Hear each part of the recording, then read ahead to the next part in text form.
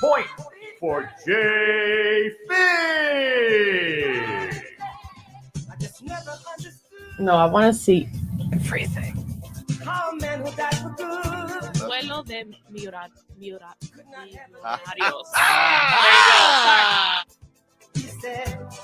Boring story time. JFig's a murderer. Okay. Point for JFig. Spell Lido. Oh, I worked on a boat. Ledo. No, it's Lido. Oh, I'm sorry, I said it. My bad. No, I want to see everything. Okay.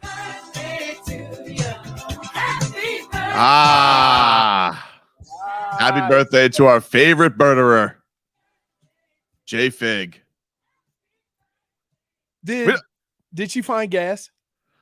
I don't think so. According to her last text, it looks like she said, I got to go look again. So I would assume that means no, she is not. There's gas stations all around here. I've seen tankers being escorted by police. Mm-hmm.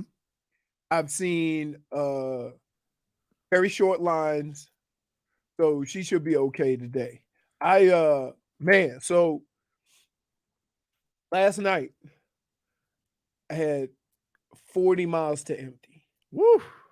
So I told my wife, the next time I get in my truck, I got to come back with gas. Right? Better. So I go down University because University has gas stations. Boom, boom, boom, boom, boom. And I'm driving. I get to Pembroke Pines. I keep going because I know once you get past Pembroke Pines, right before you get to Dade and by the stadium almost, there's gas stations left and right. I just happened to get behind a gas truck.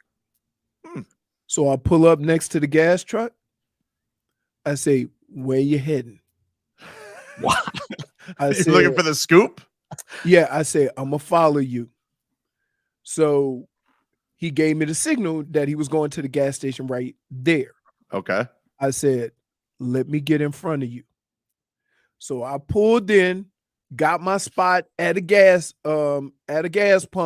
Okay. You posted up. I posted up. He pulled in.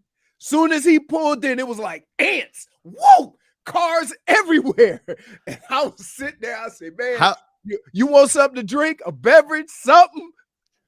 How long does it take to load up gas? Like from a big truck? It took about 15 minutes. Oh, okay. Not even. It wasn't long. It wasn't long, but the setup, you got the two big pumps or whatever. Big old and hoos. then, right. And the other thing is that the dummies blocked him in.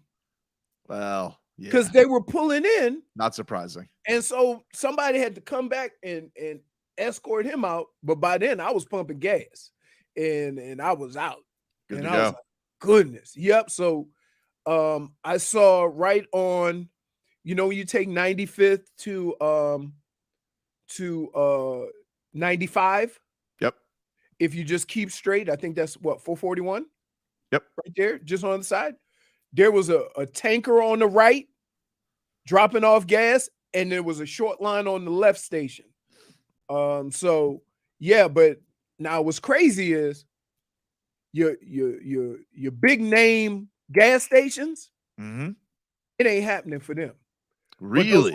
Off name like Sun Pro or something like that. Yeah. Those little gas stations, the corner gas stations. That's right. They was getting gas. That's awesome. And you know who never ran out of gas? Wawa. Yeah, that was the thing I noticed. They got like 400 pumps, but guess what? The lines, forget about it. Oh, that's what happened to me the other night. I was like, when people, because I probably passed like 9 chevrons all out of gas, and I'm talking a couple days ago before it was bone dry. But Wawa, but same thing with you. I was just like, well, I guess I'm not going to work the next day. and I just happened to make a U-turn and ended up at I think it was a Shell, which was fine. They actually had it down to a system good, but Wawa was ridiculous. But they had gas over everybody. They looked like they were fine. Think of how much gas you got to have for like 30 pumps. I know. I always just thought they were focusing on sandwiches. No, Same. Good sandwiches. Never had one. I've never Really? eaten a sandwich. It's something about, dude, I almost threw up in my mouth the other day. So I was in the gas station because they have gas. So I was just getting something to drink or whatever at a shelf at a 7-Eleven. And I see a guy eating, he's waiting in line, but he's eating a sandwich. Right? I'm talking about the refrigerated gas station sandwiches. And so I had to ask, hey man, what you eating? Tuna. It's delicious. And I went, Okay. Gas station tuna? Gas station tuna, dude. That man must have an iron stomach. hey, Dude, man, what? but no. So yeah, it was crazy. At least have some shame about it. I don't like. I don't think. What could you have said though? You know what though? You Some people could've don't. said chicken salad. Some people don't have time. Like, I'll go, like, I'm picking up some Celsius on the way down and I'm filling up. People are stacking up at that 7-Eleven cafeteria. They're getting the pizza because that's going to be their lunch for the day. Okay, but that's different. Well, Wait. They have tuna too. Bread, I've seen that bread. taken elsewhere. Bread, cheese, and marinara. Okay, it may be the cheap version of the marinara or the cheap version of the cheese, but that's okay. Like kids eat any cheese pizza. They don't know the difference between a high, it's cheese pizza. It's so funny you mention that right now. My son is like on such a frozen pizza kick. He's like, my daughter eats cauliflower crust cheese pizza. It's crazy. Like every night he's asking me to make him a frozen pizza. I'm like, hey, a whole pizza. Hey, can we have a good pizza? Nope, they don't care. They don't care. With kids, you can't mess up cheese. Cheese and bread, right? It's like the other thing they love, cheese sticks. Love cheese sticks. Kids love cheese sticks. Love cheese sticks, so they love those little cheese wheels in the red thing. Yeah, I used to tell my daughter, I said, you know what? I can't wait till you get your adult palate. I don't know when that's gonna happen, dude. My fiance likes all those things you guys were just mentioning. I'm not gonna lie to you. But she's at least like a child. Yeah, for sure. The cheese sticks and the mini wheels and all those things. Goldfish crackers. I do not like. Oh man, you're gonna have goldfish crackers up the wazoo for your tadpole. Hey, I do not like cheese sticks. Huh? I don't like cheese like that. You're a grown ass man. That's why. No, because here. What about fried cheese? Nope. Oh, of course. What? No. Those little bitty like cheese curds. Fried cheese curds or whatever. I mean like a Nicaraguan restaurant. Yeah. No, I don't like cheese like that. My cheese need to be on a sandwich, on a cheeseburger, or something like that. Nah, dude, we're going down to like Yambo one day. We're gonna go. Yambo. We're going down to Yambo one day. We're gonna get you some queso frito. What the hell's Yambo? Oh, dude. Hot, dude. Wow. Hot. Why are you making me eat? I don't like cheese. That's like you're gonna like. I'm gonna do just like you did with seafood. Okay. But it's cheese though. It's fried cheese. I don't know what it is, dude. I've just never like charcuterie boards. Yeah, kick rocks. Mozzarella sticks. What about no? That? What? Dude? Menu I don't like mozzarella sticks. Menu 631 knows 24 hours at Yambo. Yep, it is, dude. Yep. It's almost better at 3 a.m. if you ask me. me. It definitely is. Well, because at that time you don't care. It's food. Oh no, we care. It's gotta delicious. Anyway, let's get some headlines brought to you by the new Palmetto Ford Truck Super Center. Why buy your truck at a car store? Palmetto Ford. We know trucks. I want to thank you and JFig for not coming in. What's that? Lunch is cheaper. You did mention that before. That's what I said. You told me you weren't coming in on Wednesday. No, I said Thursday. Definitely said Wednesday. Tobin will be here tomorrow. I'll be here with little Tobins tomorrow. It's take your kid to work day. Oh yeah. No, I will not be here tomorrow. But I'll be here on Friday. We're all together. Yeah. Boom. We'll come together like Captain Planet, you know? Oh, we gotta ask. Win. By the way, I don't know if we said it. Fire. Happy birthday, JFig. Happy birthday, JFig! Well, the Marlins. Has she been miserable on her birthday though? Because Sounds like it because of the gas. Yeah. Well, the Marlins will try and get a sweep for JFig's birthday. You know, maybe we'll get a 3 for today. You know, Marlins will go for the sweep over the Giants today. 305 parlay. Maybe We call that a 305 JFig parlay. Wow. Yeah. we got Marlins who won last night 4-2 over the Giants. Jazz Chisholm, he hit a 3-run tater tot. So good shot for Jazz. Jazz had a great play in center field too. He was doing it all. Probably Jazz's best game of the season. Is he getting more comfortable in center field, you think? Dude, he is. I tell you what, he had a run. Here's the thing. There is no substitute for certain jobs in professional sports than reps. There's no substitute for that. Another position is quarterback. Like, you need reps. And for some reason, we think that this guy, okay, he's a great athlete, he's a great baseball player. Just go do it. Right? No, certain jobs in professional sports, you need reps. It's like quarterback. Like, I don't know why we think the quarterback just supposed to come out of college and just be great. Well, he was great yesterday. It was a great catch. He's been chasing down the metrics too are coming out, like about the jumps that he gets in center field just because of his speed. It's very, very impressive the way he's playing, and which is why he gets in trouble sometimes because he thinks he can get to everything, and then you see him make a play like that, and you go, I can't doubt him. Yeah. So it was a good one by him yesterday. The Marlins will look to get the sweep. 110 first pitch today. So good luck to the Fish trying to shut that one down against the Giants and continue their winning ways. It would be they've been they're 2 games over 500. Yeah. Wow. Yeah, All right. playing good, man. The Marlins are playing good right now. All right. Meanwhile, got a pair of game 2s tonight.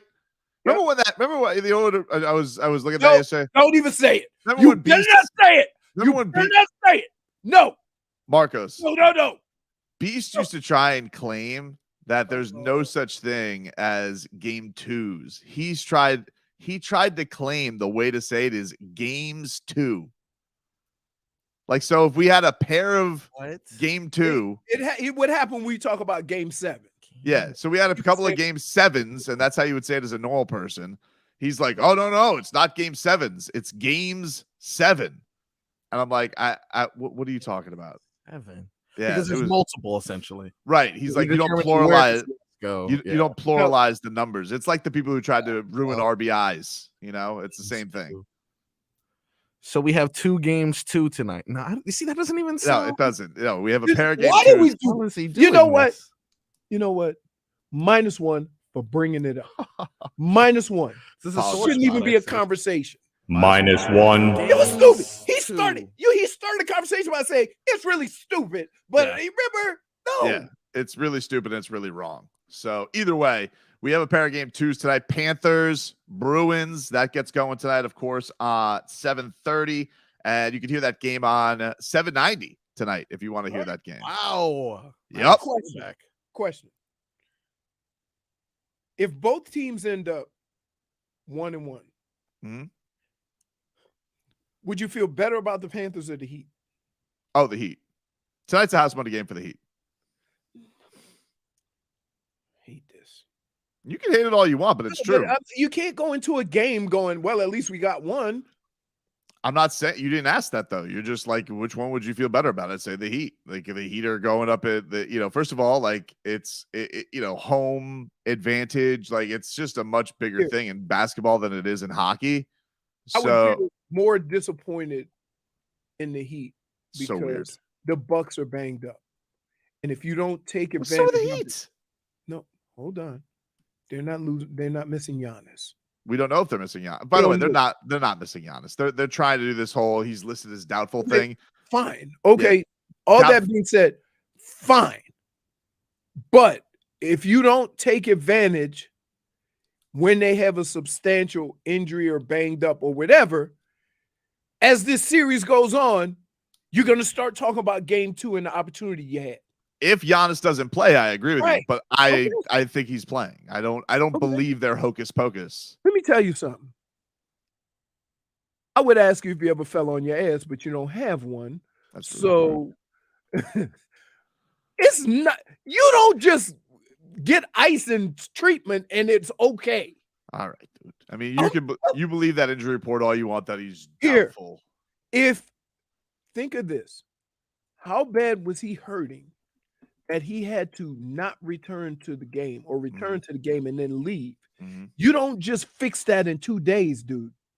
So even if he plays, any sudden movements, he could be back to square one. That's kind of how those injuries work. Is that not like a painkiller injury though? Is that not one where you can take something? If he doesn't have a bruise, so like you can bruise your tailbone. If it's spasms, you can take a muscle relaxer to kind of, relax you a little bit, right? But the problem is that pain is still there. Look, if you're telling me it's not a full strength Giannis, I'll go back and I'll agree with you more on your point, but I don't believe it.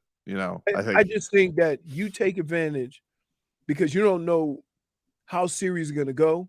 You don't know if something could happen to a player on your team. And I think you got to go into this all out, do everything you can to win it instead of just accepting the fact that at least we got one. Don't ever go into a game in a series because nothing's promised. When the Heat were in the finals and guys start dropping like flies, you couldn't predict that before the series started.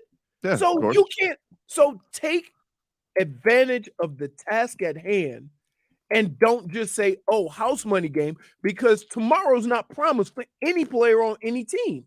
I mean, it is promised. They have a game 3 promised. You're gonna have. They have a game 3. I'm talking about a player. At least somebody could twist an ankle. Somebody could get banged up, and then you're gonna say, "Whoops! Wish we had gotten that one." Yeah, they already. Yeah, but like you would say, they already had their stroke of bad luck. Like broken finger on a diving play. Like that's the bad karma right there.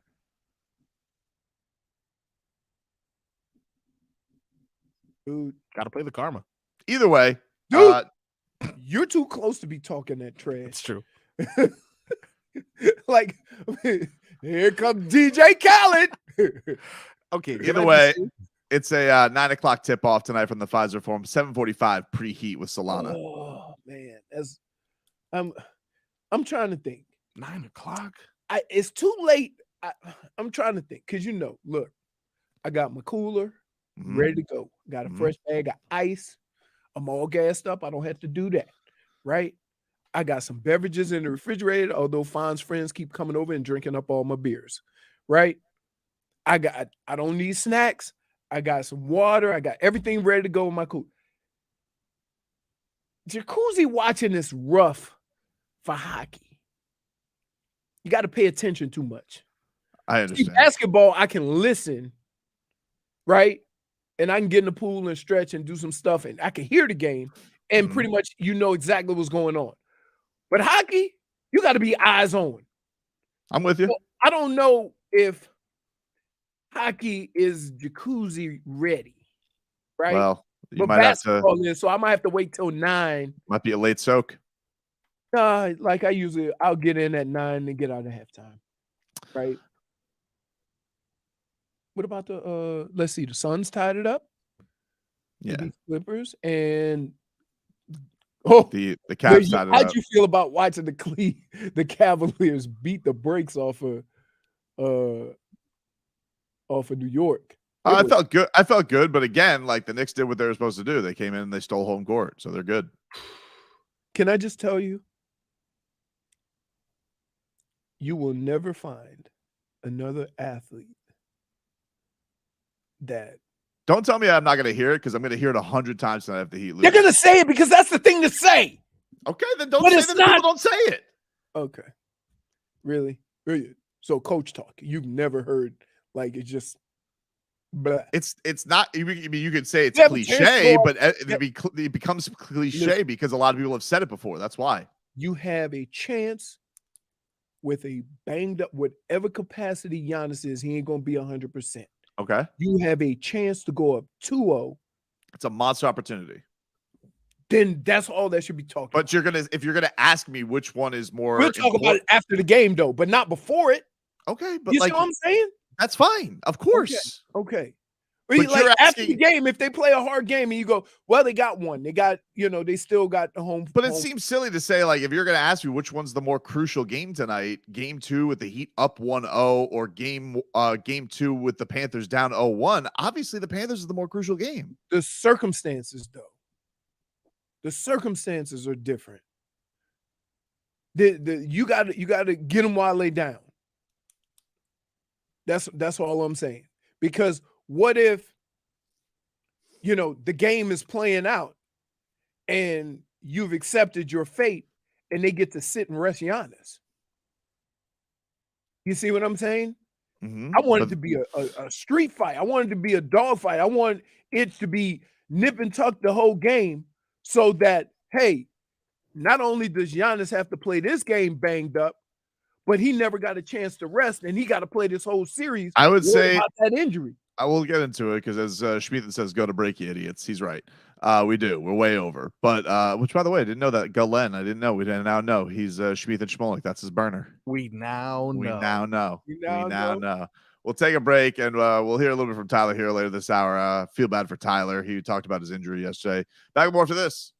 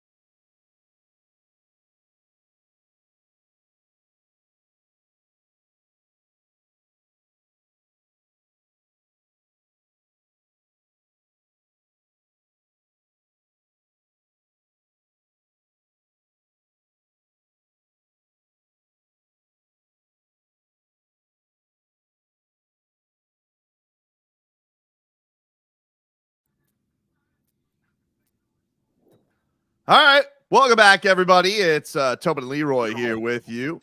Hey, we'd like to give you a chance to head to Las Vegas to see legendary magician, extreme illusionist, and stunt artist David Blaine in his first ever residency in Las Vegas. David Blaine in Spades, exclusively at Resorts World Theater. Here's how you guys can win a trip to see him. You go to the Odyssey app, log in, and listen to WQAM, or go to WQAM.com, and you'll get one entry for every hour that you listen to us. The more you listen to WQAM, the more chances you have to win the David Blaine in Spades, dude. Check that on out. If you're here for the hocus pocus like Marcos. Yeah. All right. Was that? I mean, I do like magic and stuff, but That's I feel all like I was saying, dude. Why did you feel like I was taking shots at you, Frog Boy? I don't understand. Okay. You see, stuff like that makes me feel. What? David Blaine, man. It's a good show. Dude, That it's is it. It's April 28th through July 15th. Tickets are on sale now at rwlasvegas.com or axs.com. Check that on out. Big night tonight.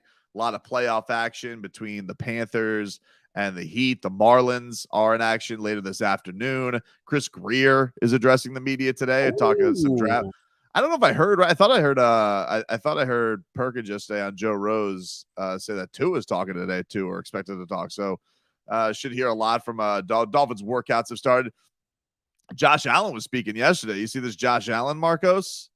I did see him on the TVs here in studio, but I didn't hear what he said. I understand. You see his stupid face, and you're just like, oh, exactly. blah, blah, blah, blah. I'm Josh Allen. I run hard. Blah, blah. It's so hot in Miami. Yeah. I understand why you wouldn't want to hear what he had to say. Nah, he was like doing some. It was interesting. Doing some reflecting on the old career ski. Seeing he's got to change the way he plays. You know, he said he's been a football player and then a quarterback. Yeah. Now he has to be a quarterback before a football player. Wow.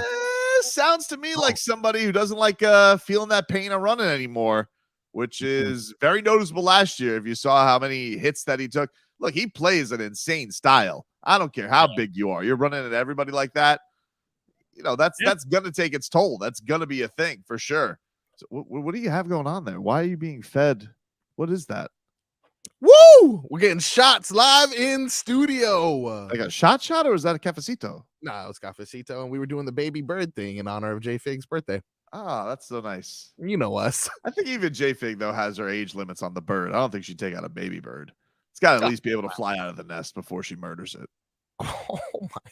I've seen actually meals though where they're like still in like embryo form, and people are like, "Oh yeah, they're delicious. It's fancy, like caviar or something like that." That's gross.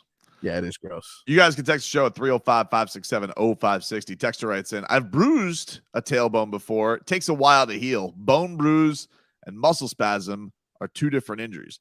Yeah, I remember Jimmy had that. I think it was last season. He remember he had like an injury. I think it was an ankle, and then he came back in the first game.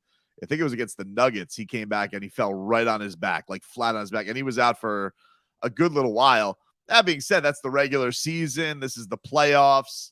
I don't know. I just don't buy it. I don't buy the fact that Giannis is going to be out tonight. I know he's listed as doubtful, but Budenholzer was saying, they're optimistic. Now, that could be gamesmanship from Budenholzer just to have the Heat on their toes, but I think he's going to try and give it a go. If I had to guess, the reports are that they're optimistic. So even though that report comes out yesterday, and even though that he didn't practice, I'm still under the impression that he's going to play.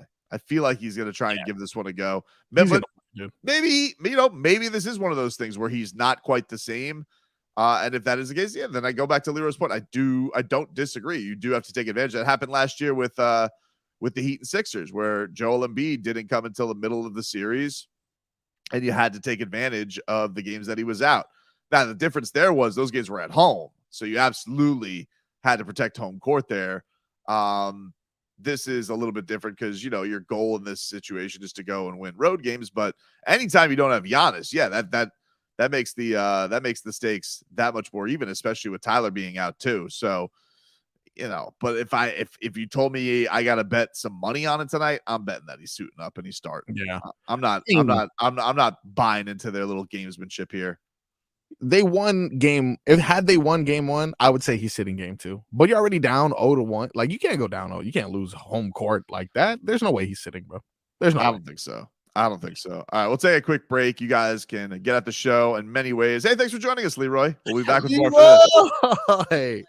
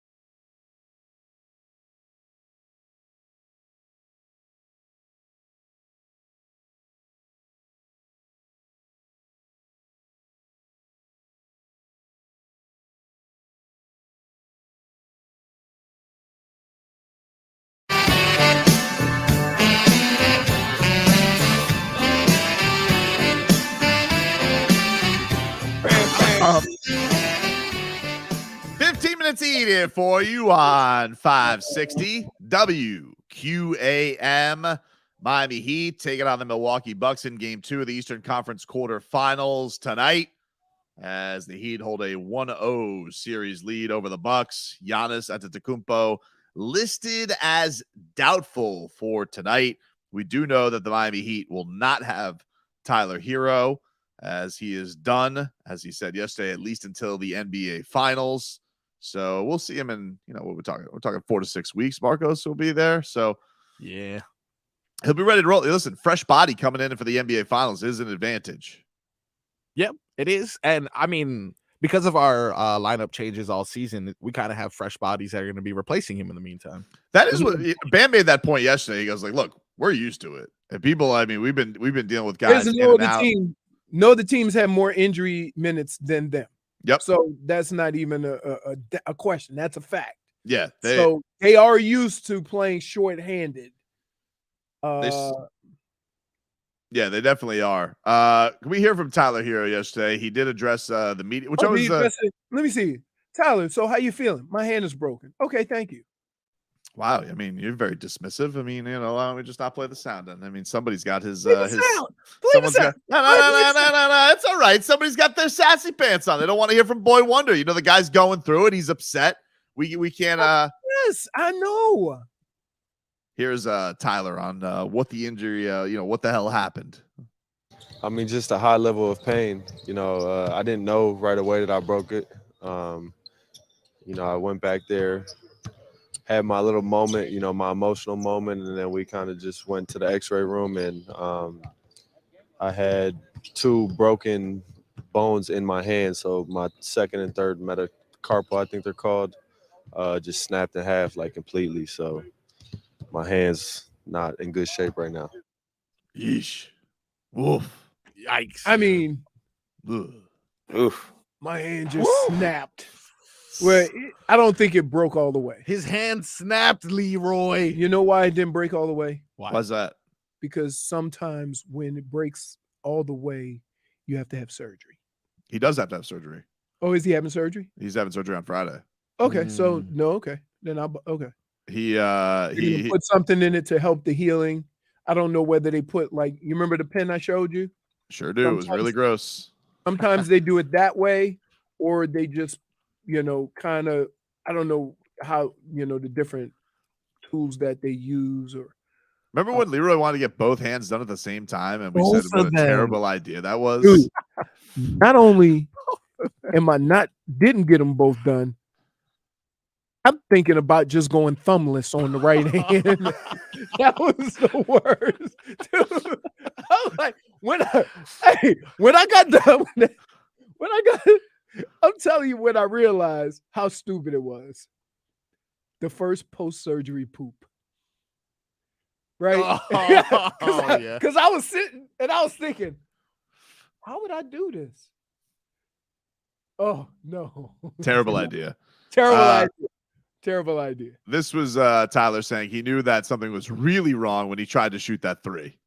I didn't know if my hand was broken at the time. I knew it was in pain. That was probably the most open shot I've gotten all year. So I was like, I'm shooting it either way. And I shot it, and that's when I knew, like, okay, yeah, something's wrong, because I couldn't even follow through with my hand, and we got to the back, and you seen right away. Well, my bones were like in my palm, and I like pushed them up as I was going back. Oh, that's when the doc said it was broken for sure. So. What are you doubting him? God, why are you turning your back like he's telling whoppers, Leroy? He out here making it sound like he in a Rambo movie, right? Oh man, you laughing Boy Wonder. Push my hands back. Come on. I broke my back. Yeah. That's what he sounds like right there. My back is broken. My fingers was broke. Or what portion? Spinal. I feel bad. It sounds like a terrible injury. Listen, I'm not making light of his injury. Kind of sounds like you are. That crap hurts. But I am saying that maybe you think he's embellishing. Listen. Cheese on that burger. Wow. Okay, dude. Again, I know the injury that he has is god awful painful. So I'm not taking away from that. But he did throw a little cheese on it. I also felt bad Speaking of because cheese, me and Marcos were having a conversation about an old cheeseburger joint. I wonder if you heard of it. Remember Cheeseburger? I do remember Cheeseburger. Do they have one down there? No, they're all closed, I think, but that place was delicious. I only remember the one in Boca. There was one on one near one on Meisner Park. Which, by the way, I think Meisner Park. I think there's an. I saw this today on the news. There's a celebration tonight for the FAU Owls. Oh, at Meisner Park? Yeah, that'd be really cool because they have like a little.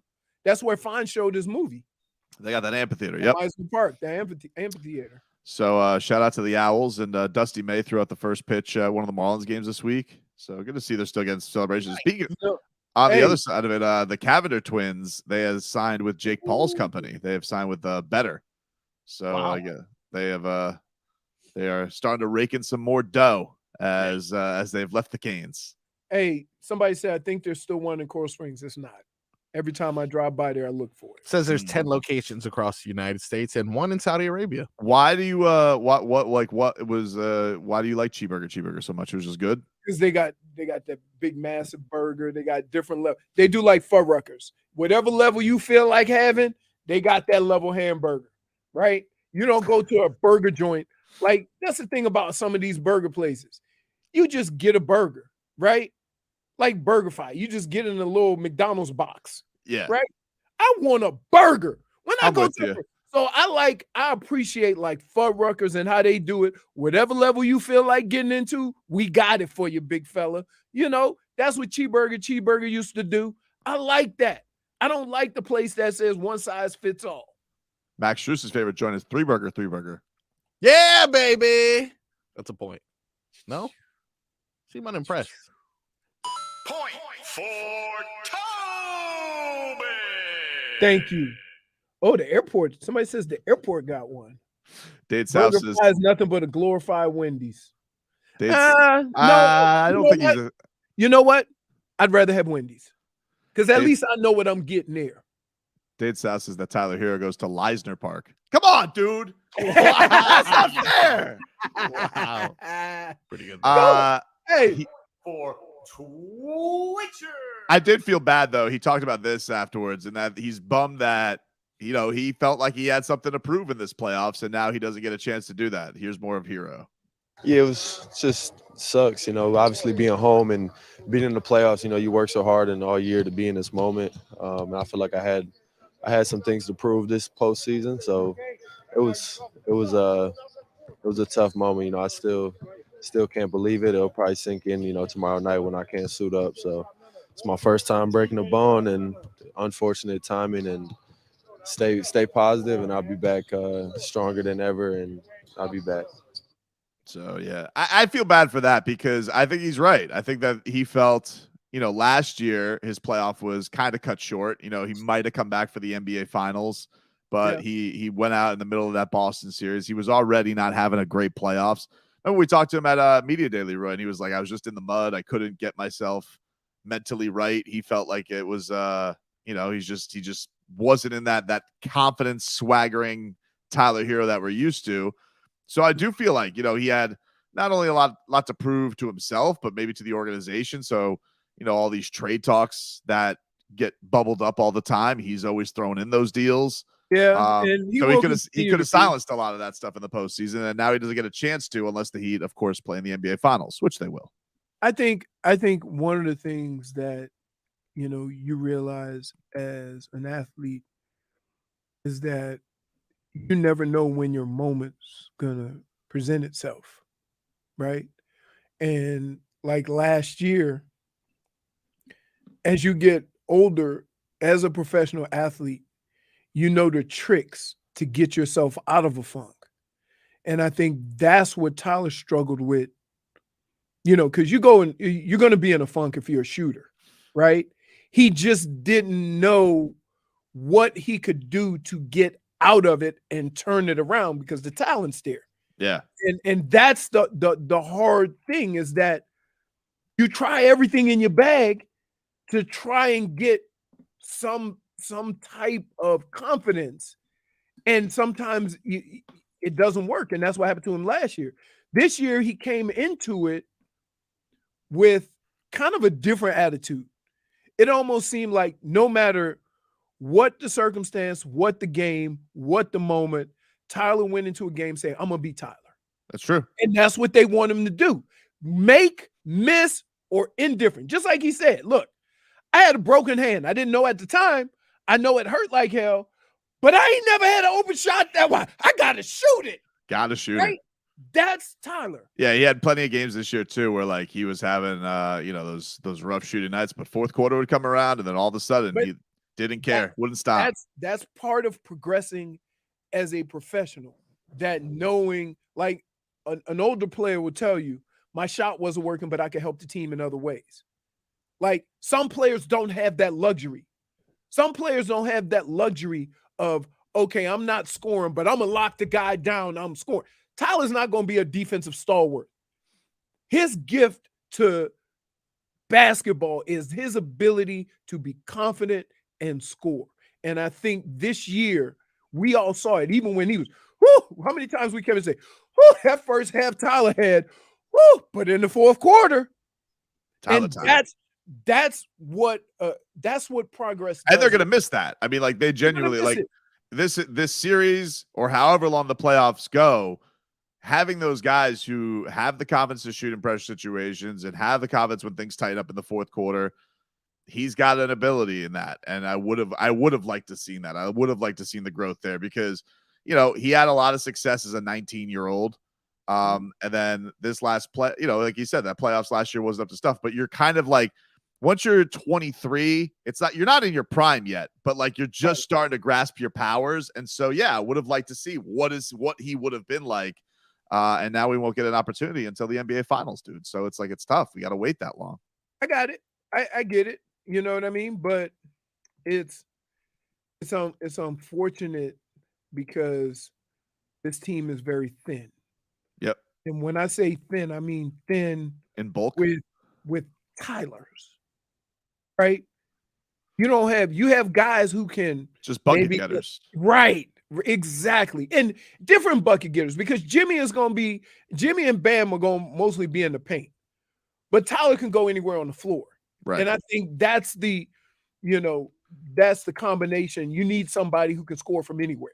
And that's what he was. Now you have, Strus comes along, but every once in a while, Strus would do a Duncan Robinson and have 2 minutes, 2 fouls and be on the bench. Sometimes Strus feels a little too froggy. I don't care. Like that's you need that guy. Maybe as RBA Richie says, though, he says this is Dunk's series to win. Wouldn't it be something if Duncan Robinson goes from no minutes to he just takes this puppy over? Wow. What about Vic? Maybe Vic. Maybe somebody. I'll take it. Right. That's what happened to Vic last year. Vic was just 40. He had 40 in the game. That was like the last game in the regular season. We'll take a quick break. Our Tua, Chris Grier, is going to address the Dolphins draft and a lot of other football-y things. Here's what he's going to say. We like everybody. See you on day 2. Back after this.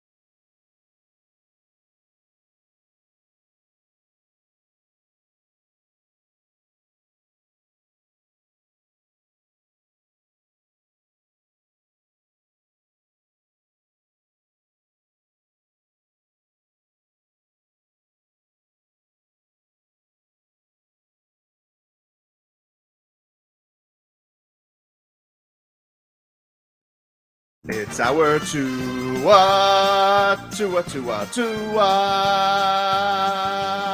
Tonga Vailoa, not Tua Tagovailoa. A for effort, Dolphins quarterback. Tua. It's our Tua, it's our Tua, Tua. Tua, Tua, Tua, Tua, Tua, Tua. Chris Sims can go to hell. Tua Tagovailoa, Dolphins quarterback. Daddy loves you guys. Our Tua with Tobin and Leroy. Check the history of food.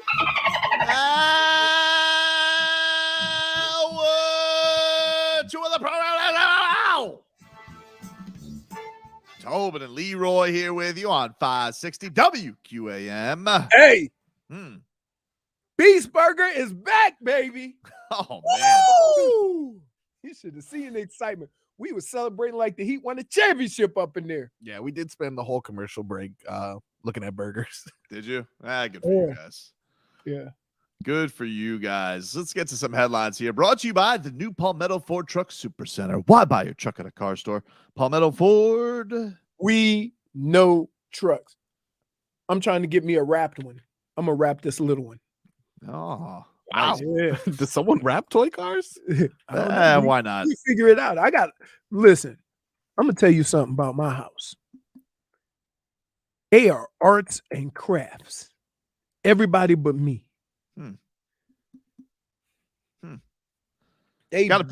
My wife, I mean, she could build some furniture if she really wanted to. Really? Yeah, that's what she does, dude. Tobin has the furniture business on lock, so you guys should go into business. She likes putting that stuff together. We learned a long time ago that if we ever wanted to be married for a long period of time, that we cannot build stuff together. Because somebody in a relationship always has to be the foreman. True. Hence the name Big Spoon. Big Spoon! And I'm like, I just want to get it done. Now I will say this. She is like a dude in this way. I have a drawer full of extra screws and parts. Yep. Things that need to be built. And she says, you don't need this. You know what? You don't need this. I'm like, but it's in the box. I'm like, all right. So she determines what pieces are necessary. No, because she has to be the foreman. She's everybody's foreman. Sometimes there are extra pieces. But here's the other thing is that I have 3 the same person. So my mother-in-law, then my wife, and then my daughter. I'll be doing something. Oh, you need like, you know what? There's one thing I can do. Nobody will bother me. Pressure clean. I go, dude, they go, what you doing? Pressure clean. All right, have a good one. Like, because it's like painting the driveway with a Sharpie. Sometimes Leroy just turns the pressure cleaner on and then just sits in the jacuzzi. Oh, the dogs won't bother me. Distracted by like they want to come outside, they start jumping in the pool and stuff, and I turn on some type of fan or whatever, they out. Distracted by a text that says, if you think gas station tuna sandwiches are bad, there's a gas station in Oakland Park near Federal that sells sushi. Whew, that is a gamble, dude. Because you know, I don't know what's up with these gas stations. Dude, you can't bubble wrap food. It don't last forever. Stop trying it. Stop doing it. And people, you wonder why you get bubble guts on the way home from drinking. It ain't from the alcohol. It's because you thought you were so hungry that you need to eat gas station sushi. All right, so headlines. Marlins won yesterday. Took out the Giants 4-2. Jazz 3-run bomb in the 4th. Edward Cabrera went 6 innings. He struck out 8. Have a pair of game 2s tonight. Panthers, they look to even things up against the Bruins. Puck drops at 7:30. You could hear that game on 790. The Heat, they take on the Bucks. Game 2 of their series. Tip-off is set for 9 o'clock. Preheat is at 7:45. Giannis did not practice yesterday. He's listed as doubtful. But Mike Budenholzer says there is growing optimism. So, believe what you want. The Celtics defeat the Hawks 119-106. So Boston is up 2-0. Cavaliers handled the Knicks 107-90. Series is even at 1 apiece. And the Suns last night, they beat the Clippers 123-109. That series is at 1 apiece. Devin Booker 38 last night. 38 for Devin Booker. Those two guys look awesome. And the funny thing about it is very rarely do you have and I would credit KD with this because he can play with any star, even though he's a star himself. Mm-hmm. He always seems to the ebb and flow of the other star and KD always seems to work out. Yeah. Right. And he's done this everywhere he's gone while still getting his, allowing everybody to do what they do. So see, that's a talent within itself. And yes. I would respect it more if he came out and said, yeah, you know what? I am a ring chaser and I'm gonna be the best ring chaser of all time because I can play with anybody. Embrace it. But instead he's like, like a chameleon. Yeah. Listen, we don't like we're in a time in sports right now that regardless of the money, if an athlete says, hey, I want to win, we always give them the benefit of the doubt. Right.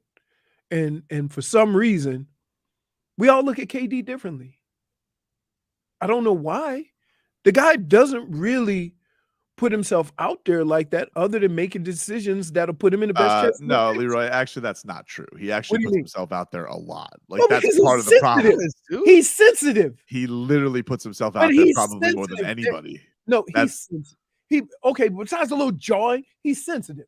Okay, but like, here's the thing: is like he will say more than anybody he doesn't care. Which the person who says they don't care and tweets they don't care the most, they care the most. Again, and so like once people see your vulnerabilities, they're gonna take advantage of it. They're gonna go at you and gnaw at you all the time. Maybe he'll get to a point where he genuinely doesn't care, but he does seem to care very much. He's sensitive. Okay, there's no crime in that. It's not a crime, but you're saying he doesn't put himself out there. He very much does. I mean, just being sensitive. We all sensitive. No, but he's we just don't respond. No, but he's particularly sensitive in that he is going to, put his feelings out there on social media and get into fights, whether it be with Charles Barkley or whether it be, Hooper 69. It doesn't matter. Like he's going to fight whomever on Twitter. If that's the extent of him putting himself out there, he's doing okay. Right? Besides being a little sensitive and commenting on Twitter or Instagram about everything everybody has to say, that's the extent of him. He's a great basketball player. He can play with anybody. And like, if the only problem is he's got thin skin, if he was with the Heat, we'll deal with that. Of course. I'm not like, it's not like you're asking not like Kyrie. If you're asking why people get at him, it's like because they know they can get to him. Like no, that's no, why. I know. When you here, if you let people know you have thin skin, they will pounce like a monkey on a cupcake. Right? Is that a saying? Oh, yeah. It's a saying, dude. It's a saying. Yeah. Okay. I would have said like a fat kid loves cake. Yeah, or you could just have a Tobin on a cupcake.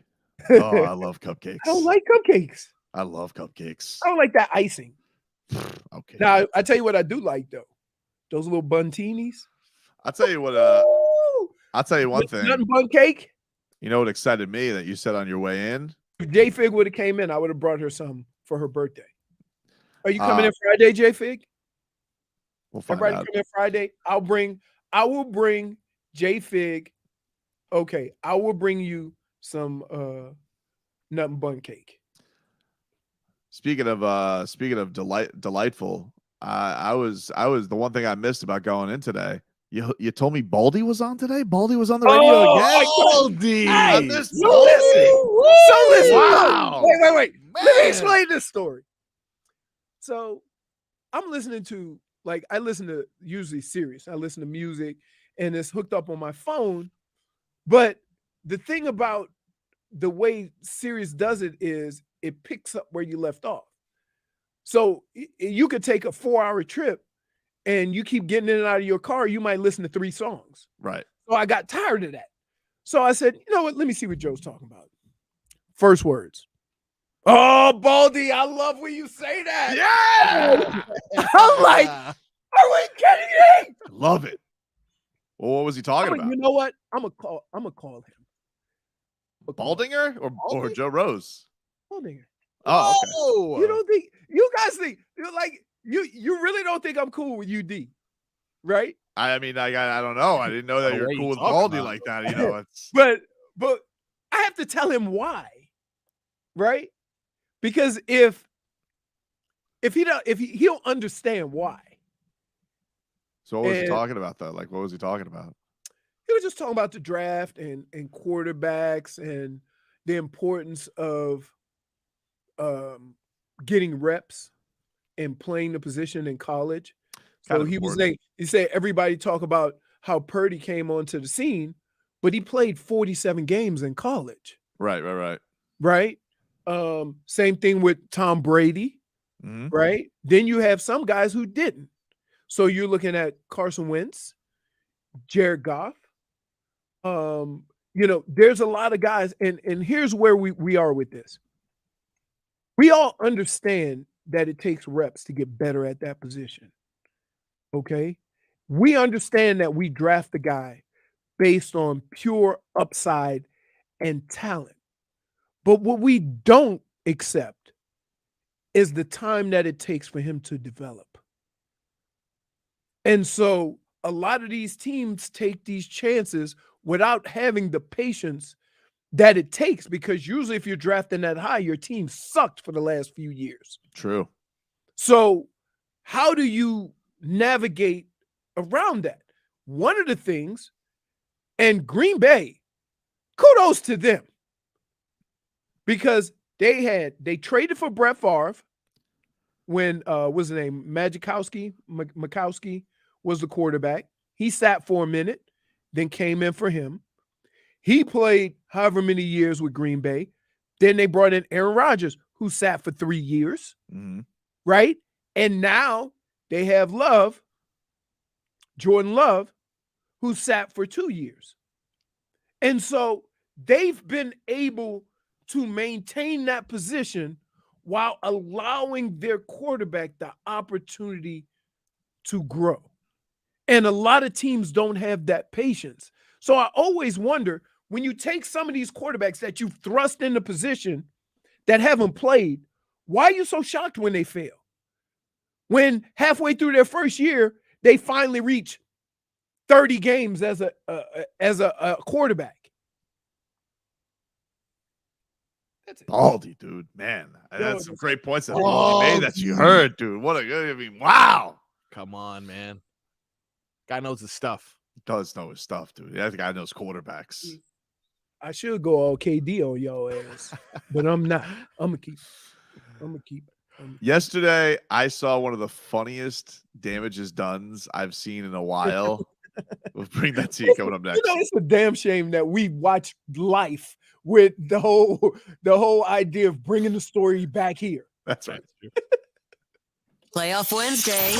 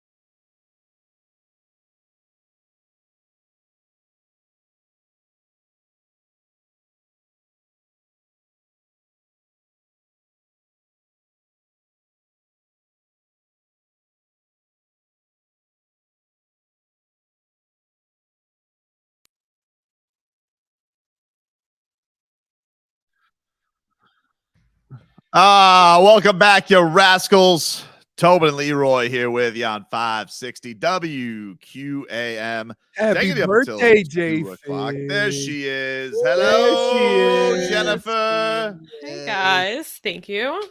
Hey guys. Hey guys.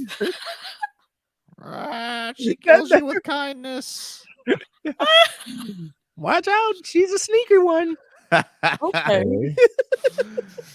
Hey, it's April and Dave & Buster's month continues. We've got your chance to win a $250 gift card from Dave & Buster's to watch the NBA and NHL playoffs and more. Go to WQAM.com and enter on the contest page. If you win, you can go to Dave & Buster's with your gift card and have a party all on us and Dave & Buster's. Eat, drink, play, watch sports at Dave & Buster's in Hollywood. Speaking of party, saw this video yesterday.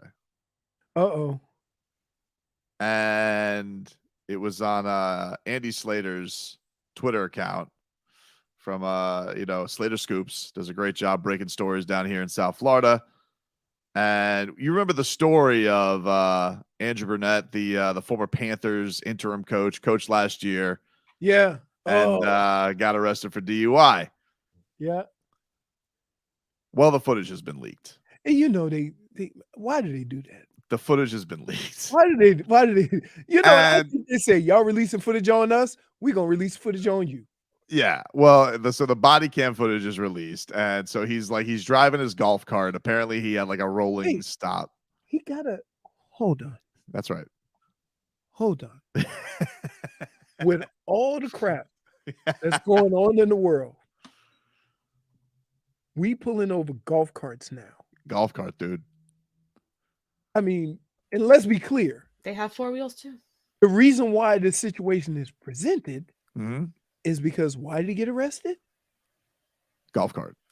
No, because he was under the influence. He was under the influence, but it's not like, like in the video, it's not that he looks sloshed. It's not like he looks, oh my God, he looks out of it, Now he does make us. He makes the he's doing a sobriety test, and then in the middle of doing the field sobriety test, he just walks off. So just get out of there. Like he's just like, I'm not doing this. I'm gonna call my lawyer, and like that pissed the cop off. So it might have gone smoother for him if he didn't do that. But it's not like he's not like slurring his words. But once they get to the point where they're gonna arrest him, then he says the thing. he says How many athletes and coaches do we have to go through this before you just shut up? right, and Don't this. say it. It's like, who I am, right? Who I used to, but like, this is the saddest one I've ever heard. It's the saddest one I've ever heard because he realizes when he tries to pull a, who I am, right? Like immediately it just washes over him. He goes, you don't care. Like it was incredible. Do you have the sound, Marcos? Here is like a block away. Comfort 101. No. How do you feel, sir? And whatever. Face the car, sir. There you go, sir. Stand up against it. Stop moving around. Sure. Okay. You know, I coached the Florida Panthers. Sorry? The Florida Panthers, I was coaching. Yeah. Yeah. You don't care. No. I know you don't. No disrespect, but no. Wait. Hold on. Hold on. I love the Hold no. on. When is the last time a police officer said to somebody he's arresting, no disrespect, but your ass getting in this car? It's like, don't do it. Dude, tell him you're a plumber. Let them figure it out. Don't tell them once you get to the point where you're getting arrested, the only thing you can do is make it worse. Dude, he goes there and he's like, should I play? Like at the end of all of this, should I play the Panthers card? These guys look like hockey fans. Where was he now? This was down here. This was during All-Star weekend. Oh, So wait. I thought this was like 2 days ago for some reason. No. Listen, I got kids in my area when it rains on the four-wheelers pulling other kids around and in the water. Uh-huh. And they don't get stopped, but he gets stopped. Well, I think what hurt him is he tried to leave his field sobriety test. Maybe if he would have passed that, he would have been all right. I don't know. You know what? But the only thing that I would say that like bothers me about this whole situation, right? And I think here's what happens with a lot of people and police officers, right? You don't ever want to be caught in a situation where you got to do what somebody tells you to do or else. And that's kind of how it presents itself. So you automatically go into a certain type of mode because why do I have to bow down to you? No, but I understand that. But here's the thing: like, no, he shouldn't. No, listen, but Leroy, wrong. but he brings up but it's the saddest. Do you know who I am ever? You know, I coached the Panthers, right? Excuse me? Yeah, Florida Panthers. You don't care. You don't care. No, at least, I don't. Now, from No that disrespect.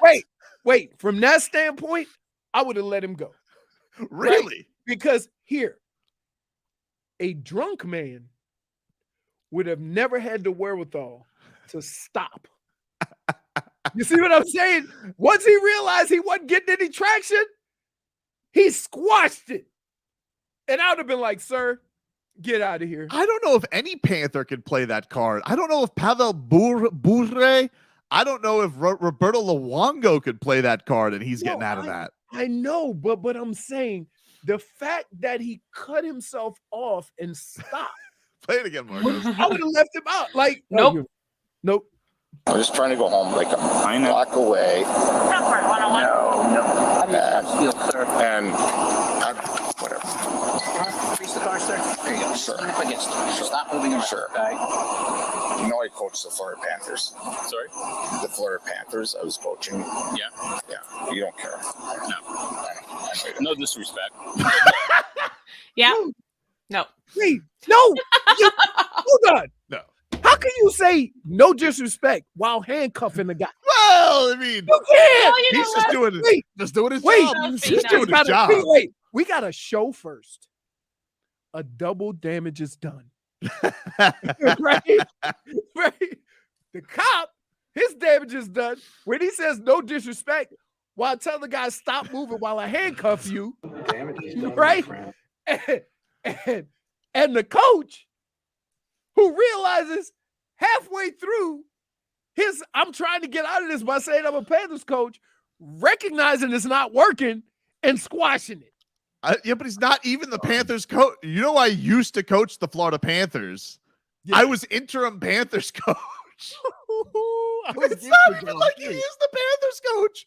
It's not Paul Maurice trying the move. You guys want some seats on the glass? But I can't. Here's what I can't get. I live in Davie. It's like Golf Cart Central. Mm-hmm. He got stopped? Rolling stop, dude. You got to stop at a stop sign. Dude. Look, I get you. Look, is it tedious? Yeah, maybe. Like his lawyer came out and said, stopping a rolling stop in a golf cart? You're getting arrested? I'm not like completely against what you're saying. There's But not enough crap going on in the world. You can't throw the Hail Mary. You know, I coach the Panthers, right? I mean, come on. I think listen, he's wrong. Okay. No, I know, but like, there's like how many people in this town? Where is this? What town? I don't. It was in Broward. I don't know exactly what town. Wasn't Davie. Well, you don't know that. Stop people on golf carts. It wasn't Davie. Golf carts all over South Florida.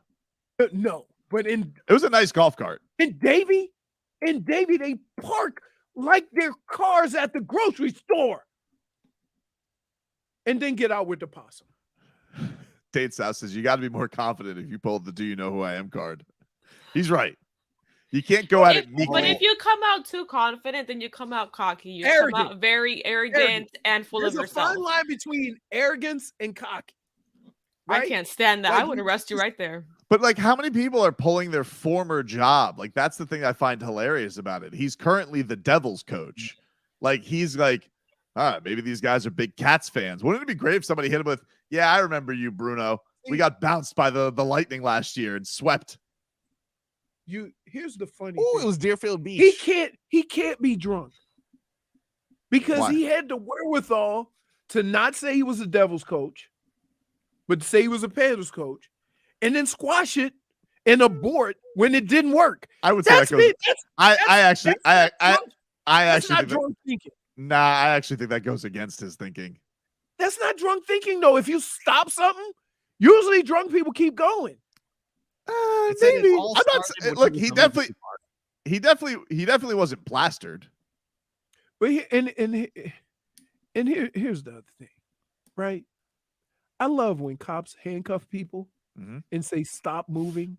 Yeah. Like, yo, dude, not used to being handcuffed. I like how you're more mad at the cops than him. Listen. It's like you yesterday with the Draymond Sabonis thing. I'm like, I thought this is pretty cut and dry. Listen, I'm not mad at the cop. Okay? I'm not mad at him. But when you live in an environment where that stuff is Tuesday, right? And I'm thinking, wow, people get arrested for that. Like, what happened that made him say take a sobriety test? So he was illegally parked first. Well, I'll tell you, like, so he was illegally parked, and the cop, he probably tried to make a run for it. He was illegally parked. Yeah, he was illegally parked, and then he tried to, he got to a stop sign but didn't stop. He did a rolling kind of slow stop, and then the cop asked him, "Have you been drinking?" He says, "I had a couple beers." It's like a 4-minute video. I just want to get to the funny part. Right. He's like, "Yeah, I had a couple beers." Listen, if you admit to having 2 beers, you had a 12-pack. Definitely. Like, nah, not really. I had some with food. Like, just something, you got to nonchalantly put it out there. If you say how many you had, then your ass is drunk. Because when you go out casually drinking, or if you have a drink with food or whatever, I mean, I just have a couple drinks to the food going, and I'm out of there. Right? I'm not, yeah. I think you should just, doesn't your first move have to be, you guys like hockey? No, no, because the first response is going to be no. Well, then you just move on. All right, well, I just think I'd pull that. That's got to. Because then the guys think you're going to give him tickets or something? No. Yeah. You guys follow hockey? You guys want to go? The first thing you do is, my bad. What happened, officer? Okay. I'm a block from home. All right, let's play it out then, Leroy. I pulled you over. Yep. How many drinks have you had tonight, sir? Had a couple drinks when I eat. That's it. Do you know you rolled that stop sign back there? You didn't really completely stop. Yeah, I wasn't paying attention. It's empty out here. I'm blocked from my house. I'm just trying to get home. I'm tired. All right. Well, why do you smell like you weren't paying attention, huh? I'm not kidding. Sorry. Huh? Do you have any Panthers tickets, Dan? But no, look. I know who you are. Sometimes the most annoying thing you can do is not just be honest, but try to get out of it. Because when you try to get out of it, something that you know you did, it comes across in the worst way. We've all been stopped, and you say, you've been speeding. Yeah, man, I'm late. I'm trying to get to the airport. I'm trying to get to work and whatever. Sometimes the cop would just say, you know what? Drive safe, right? Because they understand. That's real people stuff. It would have been great if the cop responded, "You didn't stop, just like you couldn't stop the lightning last year." That's what you would do. That would have been. That's what you would have did. Could you imagine those Tobes as you would have to be the sheriff in a small town. Yes, yes. Like Dukes of Hazzard. All the shade. You throwing your ass in the clink for sass. You would have been like, "Yep, say when you couldn't stop him, huh?" No goosies. Keep on typing. All right, we'll take a quick. Yeah, come on, man. Dude, because I was on 75 one time. My friend's a doctor, and he was driving. Yep. We was flying, right? Because we were scared we were about to run out of gas, and we knew where the next gas station was. But being on Alligator Alley, there's only one gas station. And cop pulled us over, and he showed him his. He said, "I got to go to work," and the cop said, "I don't care." Gave him a ticket. Yikes. So we'll take a quick break. Back with more for this.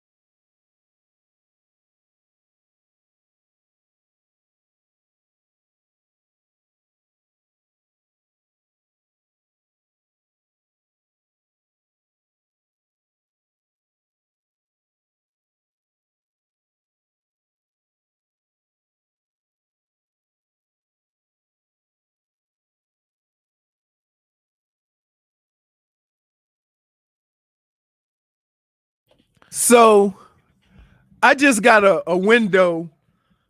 Why you doing this to me? I just got a window into Marcos's childhood thoughts. Oh Lord. And it's Tell me. frightening. It wasn't bad. It wasn't I was too telling bad. him a story of me owning a Lamborghini, right? Two of them. And he said to me, he goes, you know what? As a kid, I always wanted to get one. I knew it was a little low. So I would spend some money lifting it up a little bit. Yep. Widening it a little bit.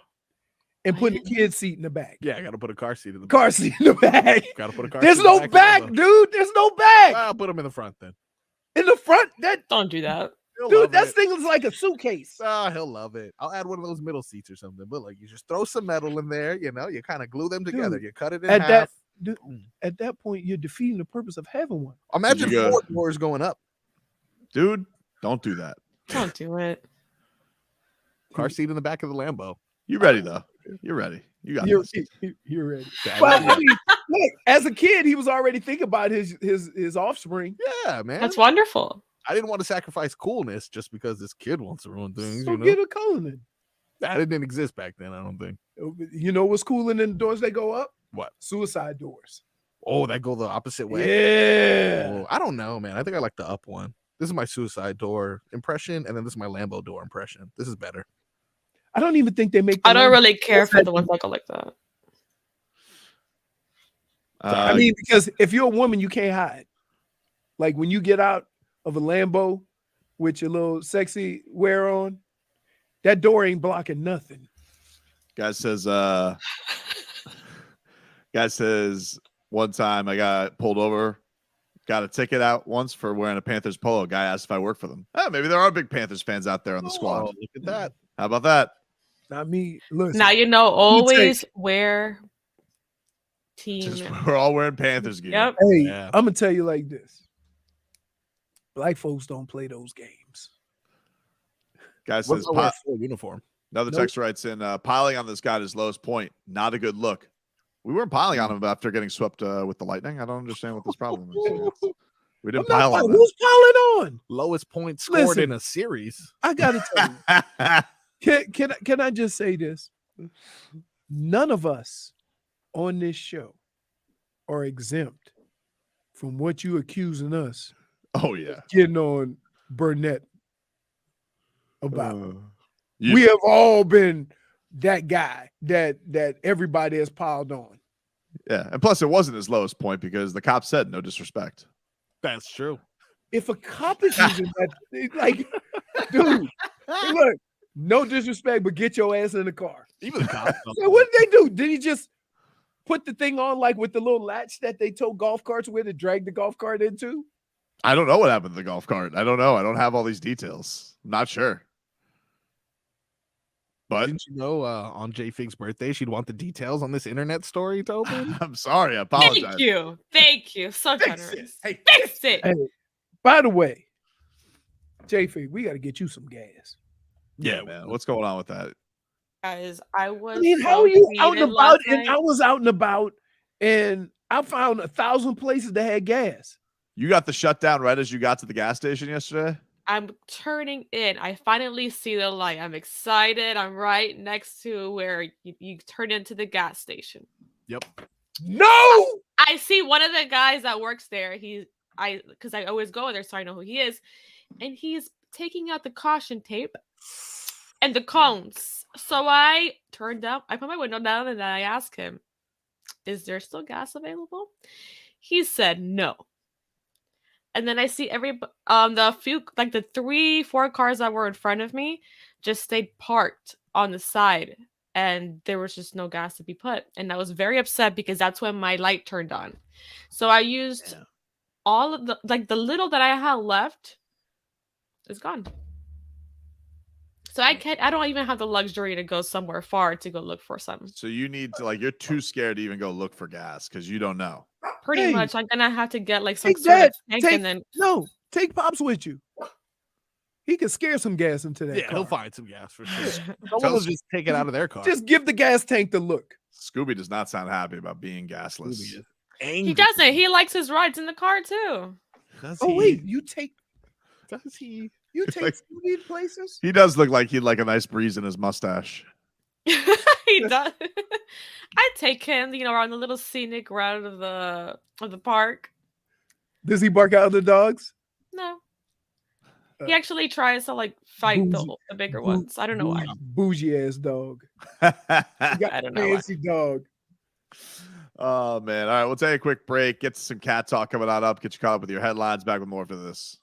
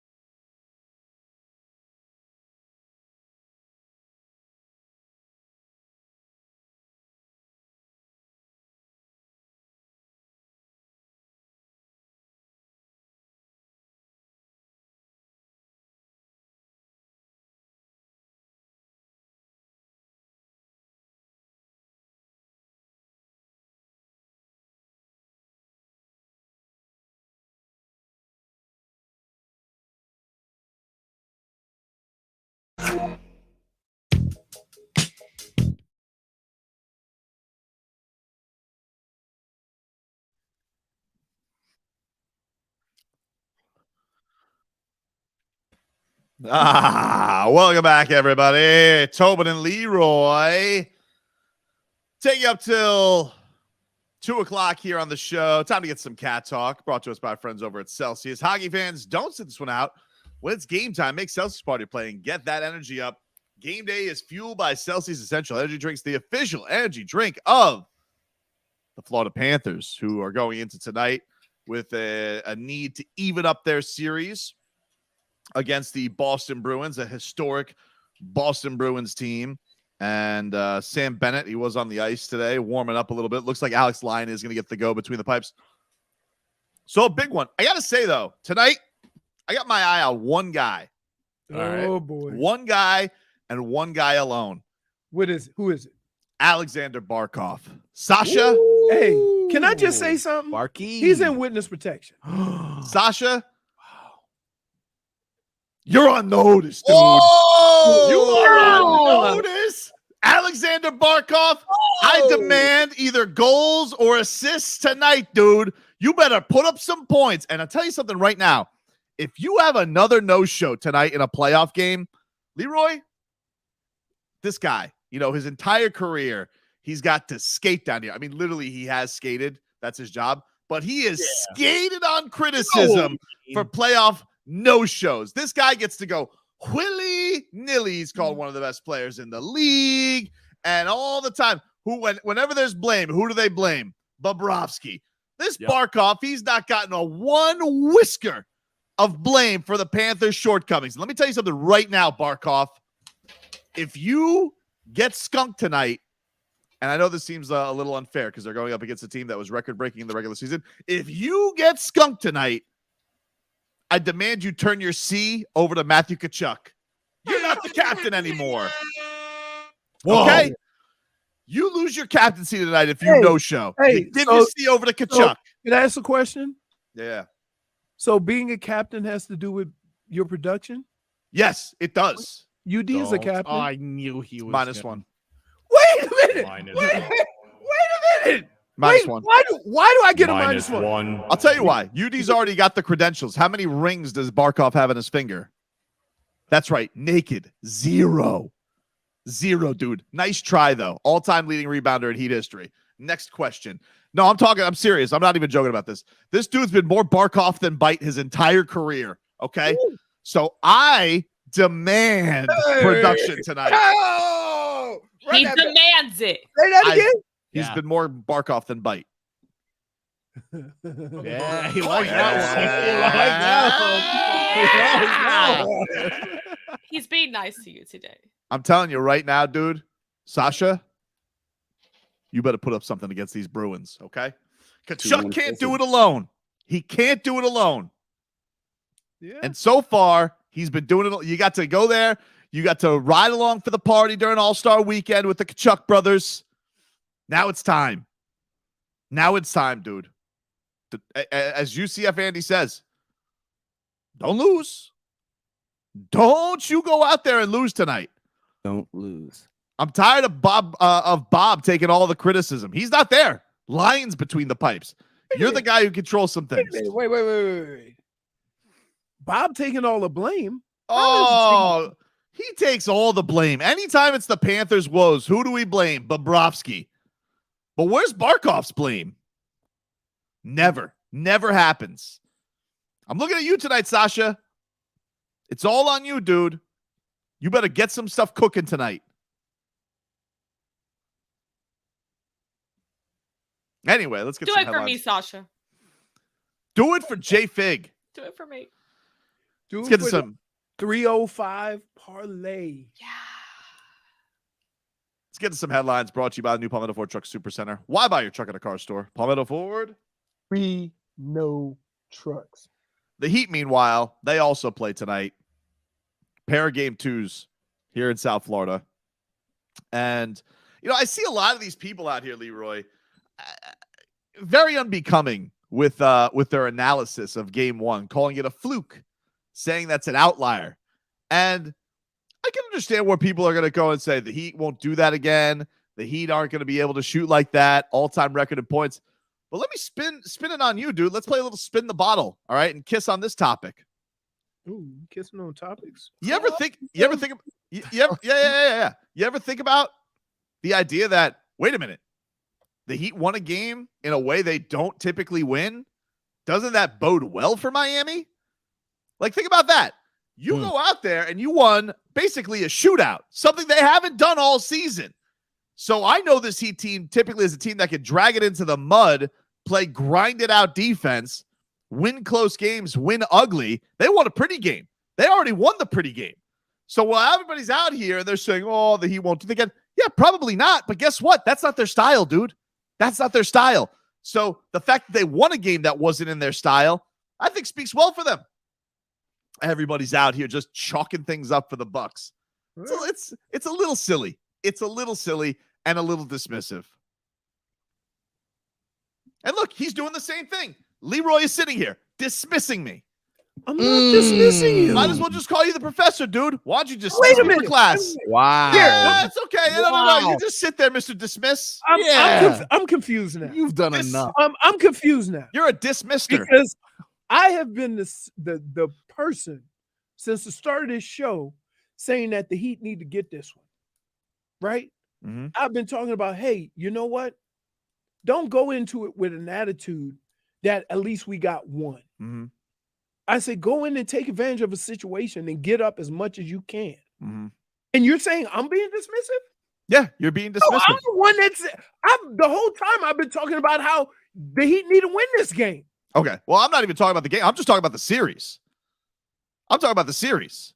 And the fact that people are like, isn't it? What's that? A race to 4, right? It is a race to 4. It is a race to 4. This game is very important in the series. Sure. Fine. But my point is everybody's just chalking it up to, oh, well, the Heat, they did something they can't do. And I would say, like, yeah, if I saw a team do something that they haven't done all season, what's going to happen when they play to their identity and they're normal? They can win that way too. Marcos. Yes. I have some troubling news. All right. Your Uber driver's out of gas. God. Canceled. Whoa! He's out of gas. Like Sasha Barkov. I can relate. So when are you guys kissing after these points exactly? I think I remember. All I'm saying, exactly, I know why he dismissed me, because he was focused on his Uber driver and he's hungry. That's why. It's 12 o'clock. He hasn't eaten yet, and Very he's checked out. I didn't check out. Wow, he's very disappointed. Just look at his face. You want me to? Yeah, I can see right now you're not thinking about any Miami Heat stuff. All you're thinking about is that you're. Wait a minute. That's all I've been thinking about is the Heat, because I'm trying to get you not to accept losing before they play the game. I'm not accepting losing. You are. I picked them in 6. They're gonna lose 2 games.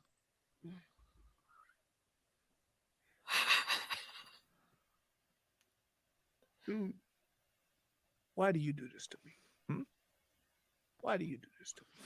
What do you mean? You make it so difficult, right? You go, I picked them in 6. When this show started, what are you saying? Oh, there's a house game. It is a house game. It's not. You still got to win 4 games. Okay. So if one of their players is banged up or whatever, you take advantage of that. Okay, but what if Giannis does play? He ain't gonna be 100%. You take advantage of that. Okay. Like, I don't wish injury on anybody. Well, I didn't make my pick. If it's advantageous to me, then I'm not mad. I'm not mad either. Listen, if Giannis is hurt, obviously, if he doesn't play tonight, yes, the stakes raise for sure. Without to get one. Don't accept losing. Nobody's accepting losing. Yes, you are. Nobody's doing that. You have already come in there. The first thing you said was house money game. If they did what they had to do. There's no way you're going into, like, it's not natural. You're not going to go into tonight with the same level of pressure. There's nobody who's going to feel that way. I'm sorry. If you're doing that, you're insincere. I'm not saying you're doing it, but I'm saying you can't think of it that way. I'm sure they're not. I don't think Jimmy Butler's going into tonight saying, whatever, baby. That's what I'm trying to get you away from. I'm not Jimmy Butler.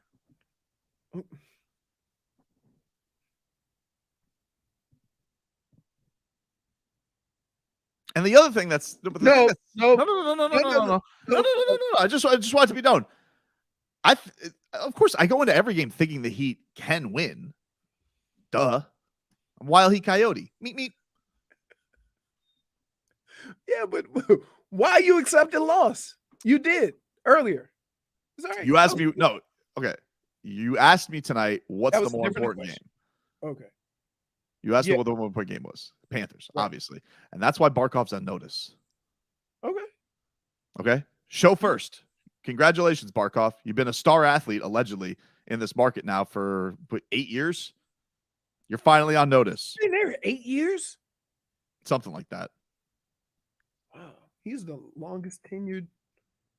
I mean, besides UD, he might be the longest tenured South Florida professional sports guy. Yeah. And you want to know how much pressure's been on him? Zero, dude. Zero. He's gotten to go have a free ride willy-nilly, which is why tonight his captaincy is on the line. All right. Okay? Wow. What if I told you it's been longer than? Apparently, he was drafted second overall in 2013 by the Panthers. Wow. But when did he make his debut? Because in hockey, you don't necessarily see, because it says his playing career is from 2011 to present, but then it says he was drafted in 2013. So 2011. Let's just call it 2015. So like 8 years. All right. Because you probably as a top pick, he's been here forever. And you want to know how much has been on his plate? Yeah. Zero, dude. Zero. Okay? Which is exactly how much he's been putting up in these postseasons. So get your ass out there, Barkov, and make things happen tonight. All right? And fix it. Fix it, Parky. Fix it. Why are you so down on Barky? Why am I down? Because he's never up. Oh. Don't, JFig. You almost did it again. You know, that little.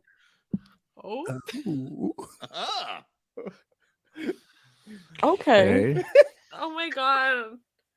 I cringe every time. Chris Grier is addressing the media right now. We'll bring you some of what he's talking about as the Dolphins are getting ready for the draft. Leroy will try and chase down his burger next.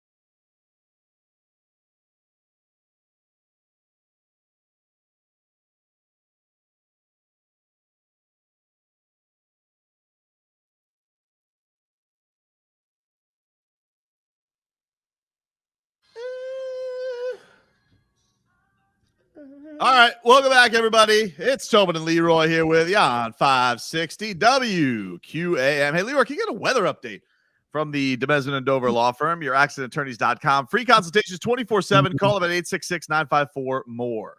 Well, yes, I can. I tell you what, it's partly cloudy outside with a slight gentle breeze out of the east, maybe northeast, simply because it's been a little bit chilly. And the temperature is right around 80 degrees. All right, there you go. Chris Grier has just addressed the media. Would you like some highlights, Leroy? That's been perusing Twitter. Ask me the questions. I'll give you the answers. Okay. I don't have the questions. I didn't ask the questions. Okay.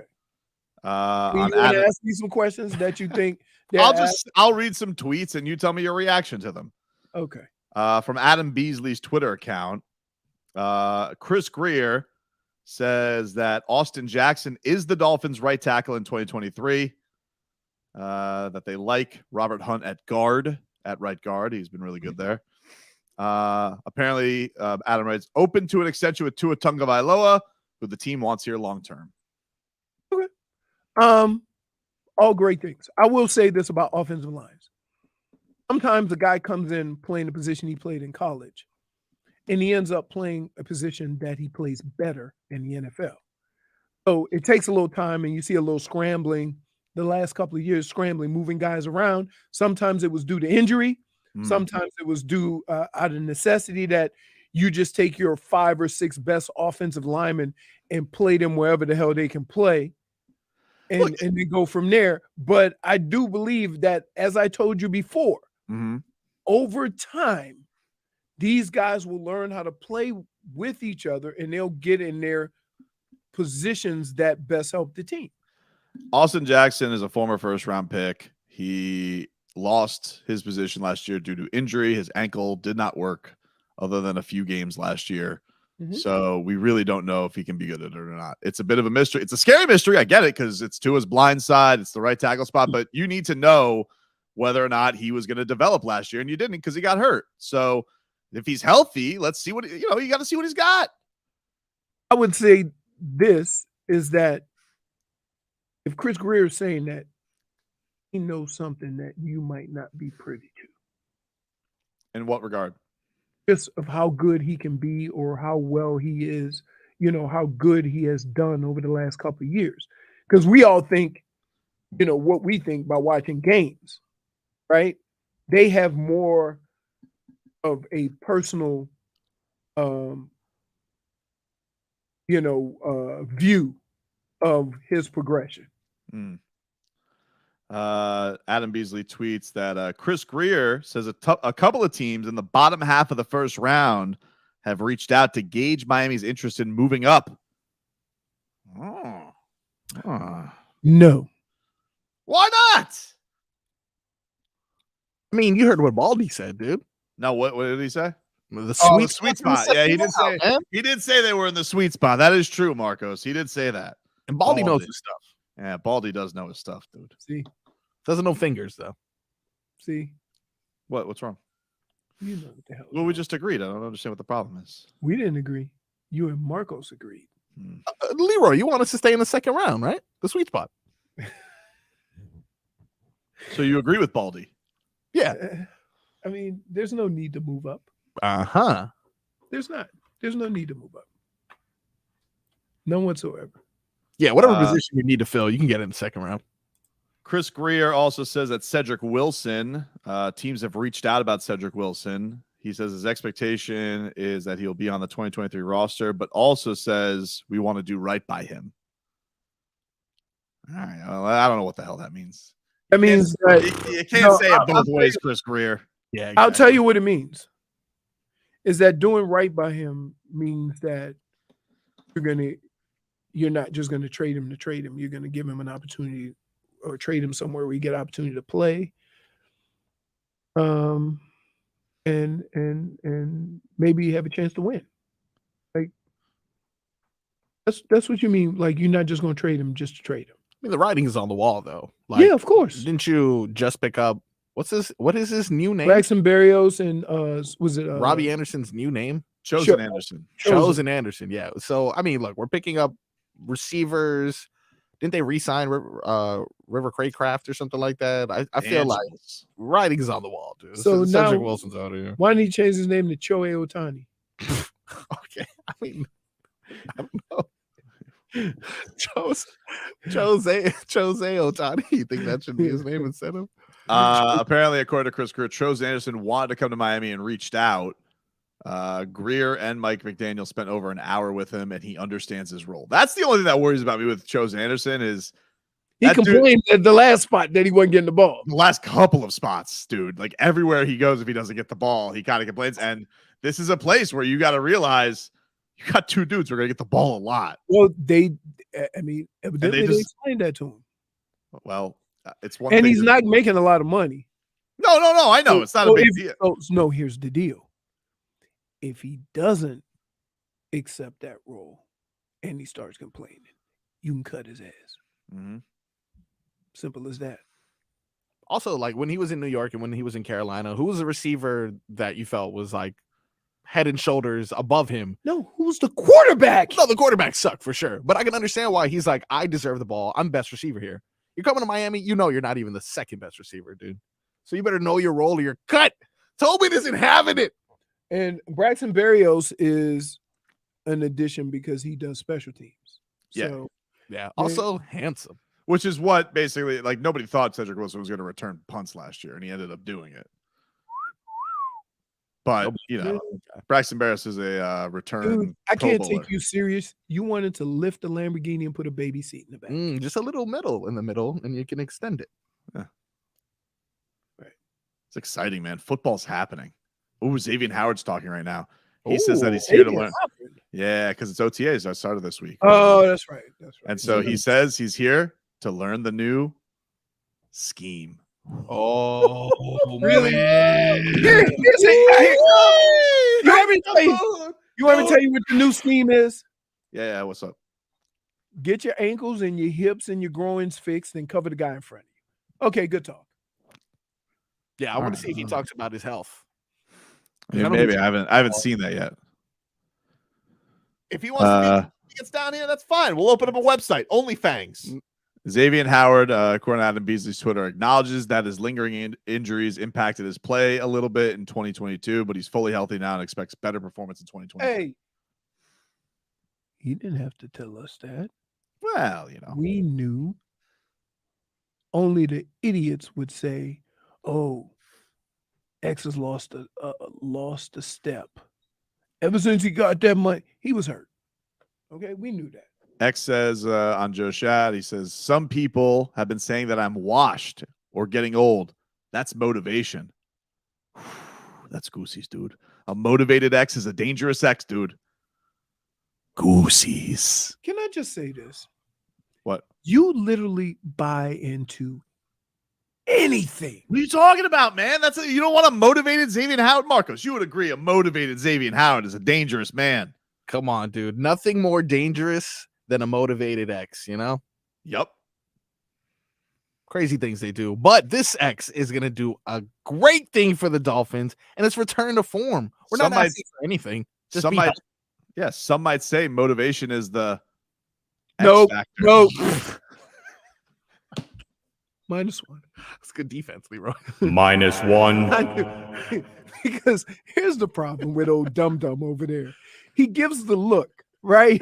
And you know it's coming. It's so excited. And he gets I don't understand. Motivation's the X factor. That's good, dude. That's a point. Because it's not a point. Because here's what he does. He thinks he has a good one, so he looks up with that smile, and then I have to cut it off. No, I knew it. You guys don't see it coming. I know it's coming. Leroy Depoy. Xavier Howard feels he's been able to strengthen his groin through off-season training. Oh, I don't even want to know what that's. Oh, he was the I don't see nothing wrong. He was doing that, doing all those exercises like that. He was just dancing in front of a mirror, impersonating 90s R&B videos. Dude, you know it's the best way to heal all that stuff that ails you during the season? Do nothing. Yes. Do absolutely nothing. And hopefully that's what he did. That's an icy place in Miramar. Hopefully he was just working at the icy shop. Putting in shifts. Bro, Xavier Howard and Jalen Ramsey. Woo. Woo. That's gonna be I good. got to tell you, when they interviewed him at the Heat game, I was like, huh. Never knew what Xavier Howard sounded like. Very strange. We've played plenty of his sound bites. Huh? We've played plenty of his sound bites. I mean, he's not the most talkative guy for sure. Okay. But look, Oh, you know my what? God. You know what speaks? You know what speaks volumes, Leroy? I do know what speaks volumes.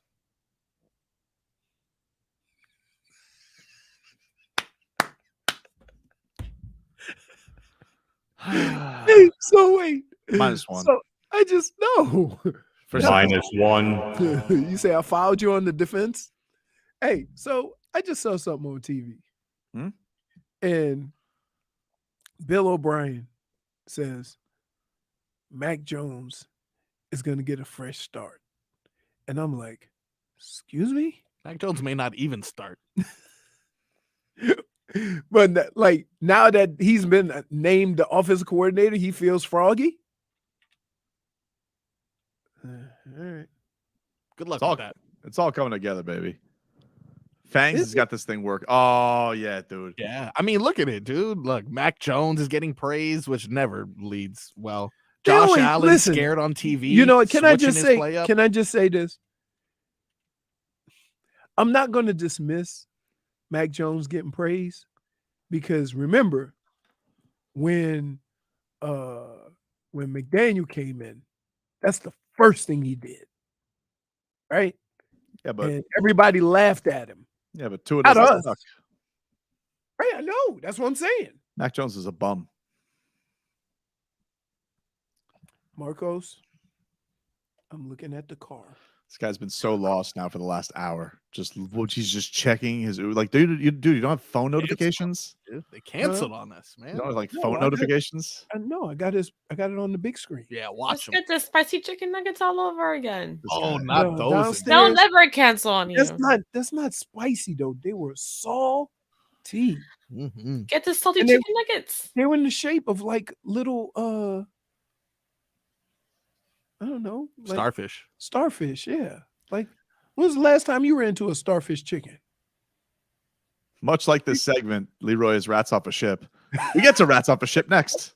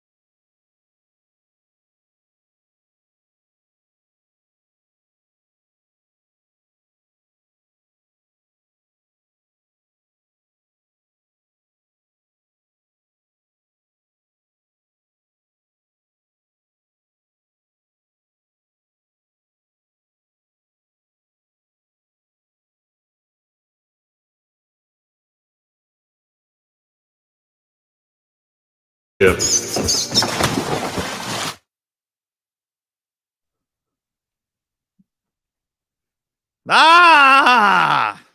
time, ladies and gentlemen, to get to our favorite Wednesday game. Rats off a ship. We'll go around the room on some topics. The birthday girl, JFig, she will bring up these topics. We will decide whether our rats are on the ship or off the ship. Marcos, is Leroy not going to show up here because he's getting food? No, what's strange is he just left as the. He literally just left. So he was. All right. I don't know how he didn't make it over there. I'm gonna look to see. I'll see if I can give a read here so I can give him some more time before we get to rats and let you know. We'd like to give you a chance to head to Las Vegas, see legendary magician, extreme illusionist, and stunt artist David Blaine, his first ever residency in Las Vegas. David Blaine Spades, exclusively at Resorts World Theater. Here's how you guys can win. All you have to do is go to the Odyssey app, listen to WQAM. You got to log in and listen. Listen to WQAM on the Odyssey app or at WQAM.com. You get one entry for every hour that you listen. The more you listen to WQAM, the more chance you have to win tickets to the show. David Blaine and Spades, which is playing April 28th through July 15th. And tickets are on sale now at rwlasvegas.com or axs.com. JFig, what do we have today for Rats Off a Ship? Leroy, you ready? I'm ready. Okay. Josh Allen claiming he'll be more, or there'll be more quarterbacks than football players this year. Yeah, he said his quote was he's going to be more football he's going to be more quarterback than football player. He's got to change his mindset. And I have to say, rats off a ship. You are what you are, dude. You are what you are. Like you're not gonna change all of a sudden. Now, I understand why, because he's realizing, damn, running into people all the time and getting hit all the time hurts like hell, even if you are 6'7" and a moose. It doesn't feel good. Christian Wilkins chasing you from behind. I don't care how big you are. So rats off a ship. He's going to be who he is. And I think it's going to have, I think the time's a ticking and he knows it, Leroy. I'm rats off a ship, but not for the same reasons. Oh. Because when it gets down to it, you are going to revert to who you've always been. Okay. And we've known Josh Allen as a more of an athletic quarterback that can make plays with his legs and create to throw the football versus a guy who's going to sit in the pocket and then throw the ball. So if he is not going to be who he is, he's going to cheat his team because that's part of what makes him who he is. So I don't believe it. I think your first game, he's going to drop back for 2 seconds and going to feel that pressure and go take off and run. Agreed. JFig, what about you? What do you believe in Josh Allen? You think that he's going to do this? You guys all make very great points, but I'm rats off a ship also because I don't really like the way it was phrased or written. Yeah. Marcos? I'm rats off his ship because he's just sad because Stephon Diggs yelled at him. He's trying to switch his game up. Not gonna work, dude. Rats off a ship. What's number 2, JFig? Sauce Gardner saying he'll go to the MVP next year. He'll go MVP next year. Fix it. That. Fix it, Sauce Gardner. Rats off a ship. Wow. You know, listen, a noble goal, but you play defense, dude. They're not going to give that to a defensive player. Well, don't they have defensive player of the year too? That's not MVP. Okay. That's not MVP. That's defensive player of the year. If he said Who's the last Depoy, defensive player to win MVP. I don't know. Well, you know what? It's gonna be him because his name's Sauce. Wow, Lawrence Taylor. Yeah. Who was the greatest football player of all time? We had this guy, Marcos. He would come up to us at the Hard Rock Hotel and Casino every day every Friday at the poker room. Never remembered us. And he always hit us with this trivia question. Like he thought he was blowing our mind. He goes, do you guys know who the greatest football player of all time is? And like we just always hit him with like, I don't know, Jim Brown. No, he's good, but no. Oh, yeah. Lawrence Taylor. I'm like, oh my God. He did this for like 8 straight weeks. And then we kept messing with him. We Yeah. kept messing with him. He never remembered. Then we go, let me think. Ludato Groza? No, he's good. There's no Lawrence Taylor. Yeah. Sauce Gardner, MVP Leroy. Rats off a ship? No. Oh wow. Wow. I mean, defensive, not NFL MVP, but defensive player of the year. All right. Well, that's not the question. If he would have said at Depoy, I would No. have not been rats off a ship. Then no. Yeah, I'm rats off a ship. All right. Ridiculous goal. Rats off a ship. Jennifer? I'm not rats off a ship. Wow. Nice. Believes in the sauce. Huh? I believe in sauce. All right. Phil also said no because it's going to Jalen Ramsey. Ooh. Yeah. MVP, huh? Wow. It's a bit of a strong goal. That is very strong. Now, the MVP is going to obviously be Tua, who I'm waiting on for his press conference to start. I can't wait to see his adorable face. Yeah. Marcos? Dash. Rats off his ship. I think he's very good. Arguably going to be one of the best corners the next 2 years. MVP, too big of a goal. Rats off a ship. Yeah. But I guess that's what Sauce Gardner is. He's that new young whippersnapper cornerback who talks mad bleep. Yeah, he's really good, though. He's new Jalen Ramsey. Yeah, for sure. Jalen Ramsey was good. Exactly. And when he was with the Jaguars, he was a little more vocal, too. So it makes sense. Jalen Ramsey just spent his entire offseason telling everybody they were bums. That's true. He does it every offseason. He did a quarterback list. What's number 3, JFig? Duncan Robinson starting tonight. I've thought about this, and I'm not rats off a ship. I think he is going to start tonight. I think that's the move. I think Spo's going to start him, and he's going to keep everybody else the same. He's going to do the Spo, keep the rotation steady, keep some shooting out there, good chemistry with Bam. I think that that is the move tonight. What about you, Leroy? Who's starting? I'm not rats off a ship. I just say he gets 25 points. Ooh. Wow. That's ambitious. Where's I it? like it. Where's he getting the rest of those 10? Oh, he got a bag now. He's got a bag, dude. The only thing is, I hope he don't pull out the hack. Yeah, just stay, You know, stay out of that 2 foul minutes, 2 trouble. fouls, The trusty hack. and 2 Yep. points. But he's right, dude. The dunk yard dog. He's Hey. ready. Ooh, food's ready. Oh, thank God. You can't just leave rats off a ship. I love how it follows him. He is rats off a ship. He literally is rats off a ship on the segment Rats Off a Ship. Yeah, it's okay. I mean, Jesus. look, JFig, what about you? I'm not rats off of a ship, Duncan Robinson, but I am rats off a ship, Leroy, right now. Rats off a ship. Disrespectful. Yep. Marcos, you're obviously not rats off a ship on Leroy because he got you lunch. you but- guys leave Leroy alone. But Duncan Robinson starting tonight. Yeah, I got sources telling me that that's the case, and my source is Leroy. He says 25 points, and I believe him. So I am not rats off a ship. Okay. What's number 4, JFig? De'Aaron Fox beating out Jimmy Butler for the most clutch player in the NBA. Look, I'm rats off a ship, and it's not even that De'Aaron Fox doesn't deserve it.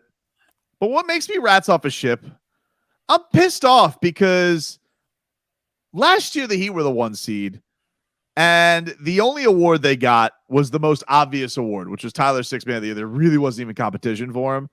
So now they're introducing these new awards, and they're just giving them to all the top seeds. And this is garbage. Like, the Miami Heat, De'Aaron Fox, like, it's his first. What do you have to be clutch for? They've been a cute story all year. They clutch. Every game was a house money game for the Suns. So, while, like, good for De'Aaron Fox, he's awesome, and they're lighting the beam. But I think it's unfair. All of a sudden, now all the top seeds are getting all the awards. Where was this last year? Where was Bam getting Defensive Player of the Year last year? Now Jaren Jackson Jr. gets it. You know, where was Jimmy's MVP consideration? Oh, now we're giving these awards to De'Aaron Fox. It's ridiculous to me. We're just making up awards now, willy-nilly, all of a sudden because now the Heat aren't a 1 seed. Well, guess what, dude? They're about to eliminate a 1 seed, so you might want to rethink your awards. Leroy? Huh. And it's not that's a win, that's a loss. Strange. JFig, what do you got? Rats off a ship. Yeah. Rats off a They're ship. swimming. Yeah. De'Aaron Think Fox. he is. What has he done? What has he done? I mean, look, he's very good. Very good. Yeah. You know? In fact, I got to be honest with you. I think they kissed Sabonis' ass a little bit too much. They should give more credit to De'Aaron Fox. True. But, come on. was We're there taking. Have you ever heard of Playoff Fox? No. No. Nope. Heard of Playoff Jimmy? How if you don't have the nickname Playoff Blah, how are you more clutch than Jimmy Butler? I rest my case. It's true, man. They've never really had that fight all year. They never had to. Rats off a ship. Crazy, man. Marcos, what about you, dude? I think they are, if I can say it scientifically, full of poo-poo. And I think Jimmy Butler's the clutchest player in the NBA by a mile. Yep. That's off the ship. Rats off a ship. What about number 5, birthday girl? Telling your birthday wish. Wow. Wow. Okay. All right. You have a lot of strong opinions about this. All right. Yeah, I do. Okay. And quite simply, rats off a ship. You can't Whoa. tell your birthday wish. Rats off a ship. You're just gonna go spout off. Oh, I wish for a pony. Oh, I wish for that. I tell my son all the time, and he goes, "What'd you wish for?" And he goes, "Oh, a Lego set." Not happening now, dude. Is it? Not happening now, is it, dude? You don't tell your birthday wish. Everybody knows that. Is that a panic attack? That's what happened with the Stanley Panther. Now the Lego set. Not what happened, because that wasn't a birthday wish, but I mean, it was just a broken promise. So that's it. Leroy. Now he's on the phone. He does not look happy. Yeah, he's just they stole his burger. JFig, what about you? It is your birthday. Will you reveal your birthday wish? Please. So my birthday wish is no. Oh, wow. I don't really have a birthday wish. I don't really think I've ever done that. You've never blown out the candles and wished for something? Wow, besides very basic I know why you don't have human needs. No. Wow. So you're one of these kids who's like, I wish for world peace. Yes, that's exactly who I am. Look where we at. I'm a very selfless person. Look at us now. We'll never get it. You just ratted on yourself, and look at this. Now we're never gonna get world peace. Thanks a lot, JFig. Marcos, what about you? What about your birthday wishes? Will you tell what they are? No, I don't think so. Matter of fact, I don't think I'm allowed to have a birthday wish as an adult man. Oh, why? I thought you were gonna say because you were born in that bum month of August. No one said that. I'm just happy that I was born in the worst month. Just happy to be here and accepted. Happy to be here. Thank you for joining me, guys. I know everyone had a busy schedule. Apparently, I wish for Washington to be alive. Oh. Wishing for no birds. Yeah. I don't know. What is going on right now? Because I'm just distracted by Leroy's silhouette, like in the glass. I could just see him really mad off through the reflection. His double is just so mad right now. Right next to a ketchup bottle, might I add. He doesn't look ready. He doesn't look like he has food. Nope. Wow. He's had some bad luck. So Marcos, open the door and see ask if everything's okay. Just and then just tell him to fix it. Is everything okay? They said to drop the food off. I never got it. Wow. They okey doked him. You know what? Okey doke, dude. They better fix it. Fix it, dude. I was wondering why they were parked in front of the Citadel for so long. Crazy. All right, we'll take a break. Final hour of the show comes up next.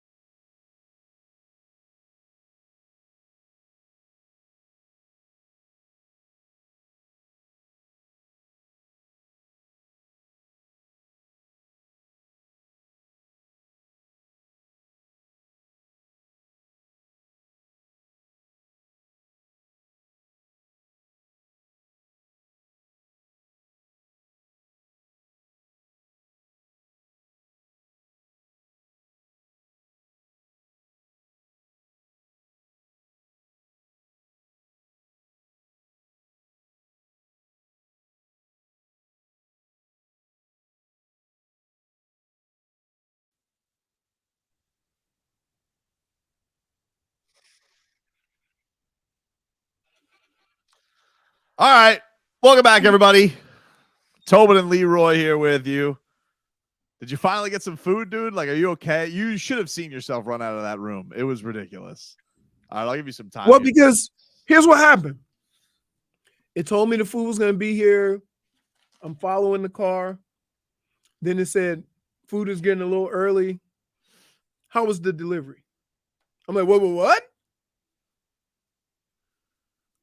So where was it? Never got it. Wait, what? So what are you eating? Yeah.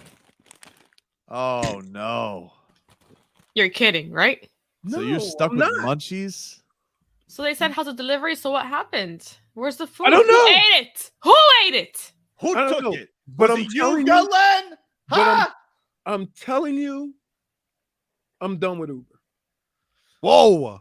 Are you on DoorDash? You're a DoorDash guy now. Yeah. You can trust them. Can you? DoorDash? I don't know. I've had no issues with DoorDash. They've done good by me. How many times have we had issues like Uber? All of a sudden you see the car and it says canceled. Well, we did that once during a flood, so I'll give them a pass there.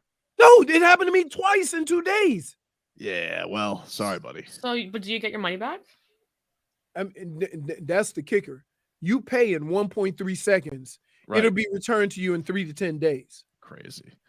Let's get to some headlines brought to you by the new Palmetto Ford Truck Super Center. Why buy your truck at a car store? Palmetto Ford. We know trucks. All right. The camera follows me and the car keeps dropping. The Marlins, they are about to start their series finale against the San Francisco Giants. I have some Bally Sports Florida up here right now in the garage, and they're getting set to try and get their first sweep of the season, which would be pretty awesome. Yesterday they won 4-2. Jazz Chisholm hit a big home run for the Fish. Marlins have been getting some very, very timely hits lately. And that's not a scrub team either. Yeah, they're not playing well, but like, who cares? You know, I need the Marlins to go win some games. It's early in the season. Like, I'm happy with them beating anybody right now. You could, be against the Nationals or who it could be against, the Dodgers. I don't care. I just need them to be out there competing. And they have. And then, by the way, this bullpen's been awesome. Our boy AJ Puck, who is he has that ginger beard working now, dude. I mean, it's looking impressive. He is built like 2 broomsticks. Dude, I can listen to this Peter Pratt, Marlins Across the Pond, or Locked On Marlins. I can listen to his recaps all day. Because he's got the accent? Of course. The Marlins. You know what he does he sound happy with the season so far? Marlins fan? Wow. He sounds really happy, JFig. Very happy. He had that accent all happy. You know what he calls a 110 game? He calls it a UK friendly game because it lines up. He doesn't have to. At 7. Wow. He doesn't have to. He doesn't have to stay up. So good for him. We got to get him back on. Maybe we'll get him on at the end of this week. He'll talk a little fish with our boy from across the pond. Meanwhile, got a pair of game 2s tonight. Panthers look to even things up against the Bruins. 7:30. You guys can hear that game on 790. It's not 790 the ticket anymore, but it's that's where you guys can hear the game tonight. So everybody driving around. Not even ticket anymore? Nope. No, it's Radio Libre. Oh, that's right. My bus. Meanwhile, the Heat, they will be on WQAM tonight, 7:45 preheat with Solana. We hear from Eric Spoelstra. Eric Spoelstra yesterday reacting to the news of Tyler Hero's injury. This is what Spo had to say. He has a toughness about him. That always is really challenging for competitors when you can't be out there with your team. And I feel for him. I do because I saw that look in his eye in preparing, for the playoffs. He really wanted to make an impact, and he was off to a great start on both ends of the court. It's a shame, that one, you get injured, 2, you get injured on a hustle play, trying to do the right thing. But all in all, the outlook was better than what I expected. I know that doesn't make Tyler feel a whole lot better right now in the moment. But some of those hand injuries can be a lot worse. So that part is promising. And he has the mental fortitude and toughness that he'll be able to get through this and find the silver lining out of it. I don't know, Spo. He sounded pretty upset. I don't know if he is going to find the silver lining out of it. Did seem So I heard that differently because has a way of saying things without saying anything, and he just goes through a list of things to say. Because when they ask, if you ever ask Spo, why isn't somebody's playing, and he says he's on my mind. Oh, right. And so every time I hear him talk about Tyler's hand, how many times do you think he's pulled that on Duncan Robinson? Right. Hey, Spo, why am I not playing? You're on my mind. You're on my mind. But when he says, oh, it's a hustle play, it's, he really wants to be, like, he's saying all this stuff. I ain't buying it. Yeah, he's just doing coach talk. So that's what he does. So what did you make of it? Like was you think he's okay with them? He thinks they'll be okay without Tyler? Is that what you read into it? I think he won't tell you if they're not. You see what I'm saying? Like even a coach that loses a star quarterback. So for example, when San Francisco lost 2 quarterbacks and they have to go to Purdy, right? Yep. What is the first thing the coach says? Hey, we're just going to have to make some adjustments. We're going to have to, everybody around them is going to have to play better. And if they do that, everybody has a standard, standard list of things to say when you lose a player. And Spo's no different. But when talking about it, oh man, hustle play, because we are talking about a guy who doesn't play a lick of defense. He does not play defense. Right. So I get it. I understand it. I understand the way coaches talk about losing a player. I'm surprised he didn't say next man up. Well, everybody else was saying next man up. I heard right. Bam said next man up. Yeah, all the things they're going to say. So I think it sucks. They all hate it. And you just got to deal with it. But yeah. Tyler's quote yesterday to the media was, that's why I was so disappointed. I feel like no matter what I did in the regular season, it wasn't going to validate until I did something in the playoffs again. I knew that. That's why this is so devastating. Now, that I believe. That's a true statement. I agree. Right? But Spo was just like, he took 30 minutes to answer the question. That should tell you all you need to know. That's a Spo move. I mean, that's exactly. He's on my mind. Right? He was like, why isn't somebody playing? Thought about him in about that third quarter. He was on my mind. You know how Dade Salva's calling me Wild Heat Coyote? I know. He's now calling you Wild Eat Coyote. Meep, meep. He wishes he was Wild Eat Coyote. He hasn't eaten anything other than munchies.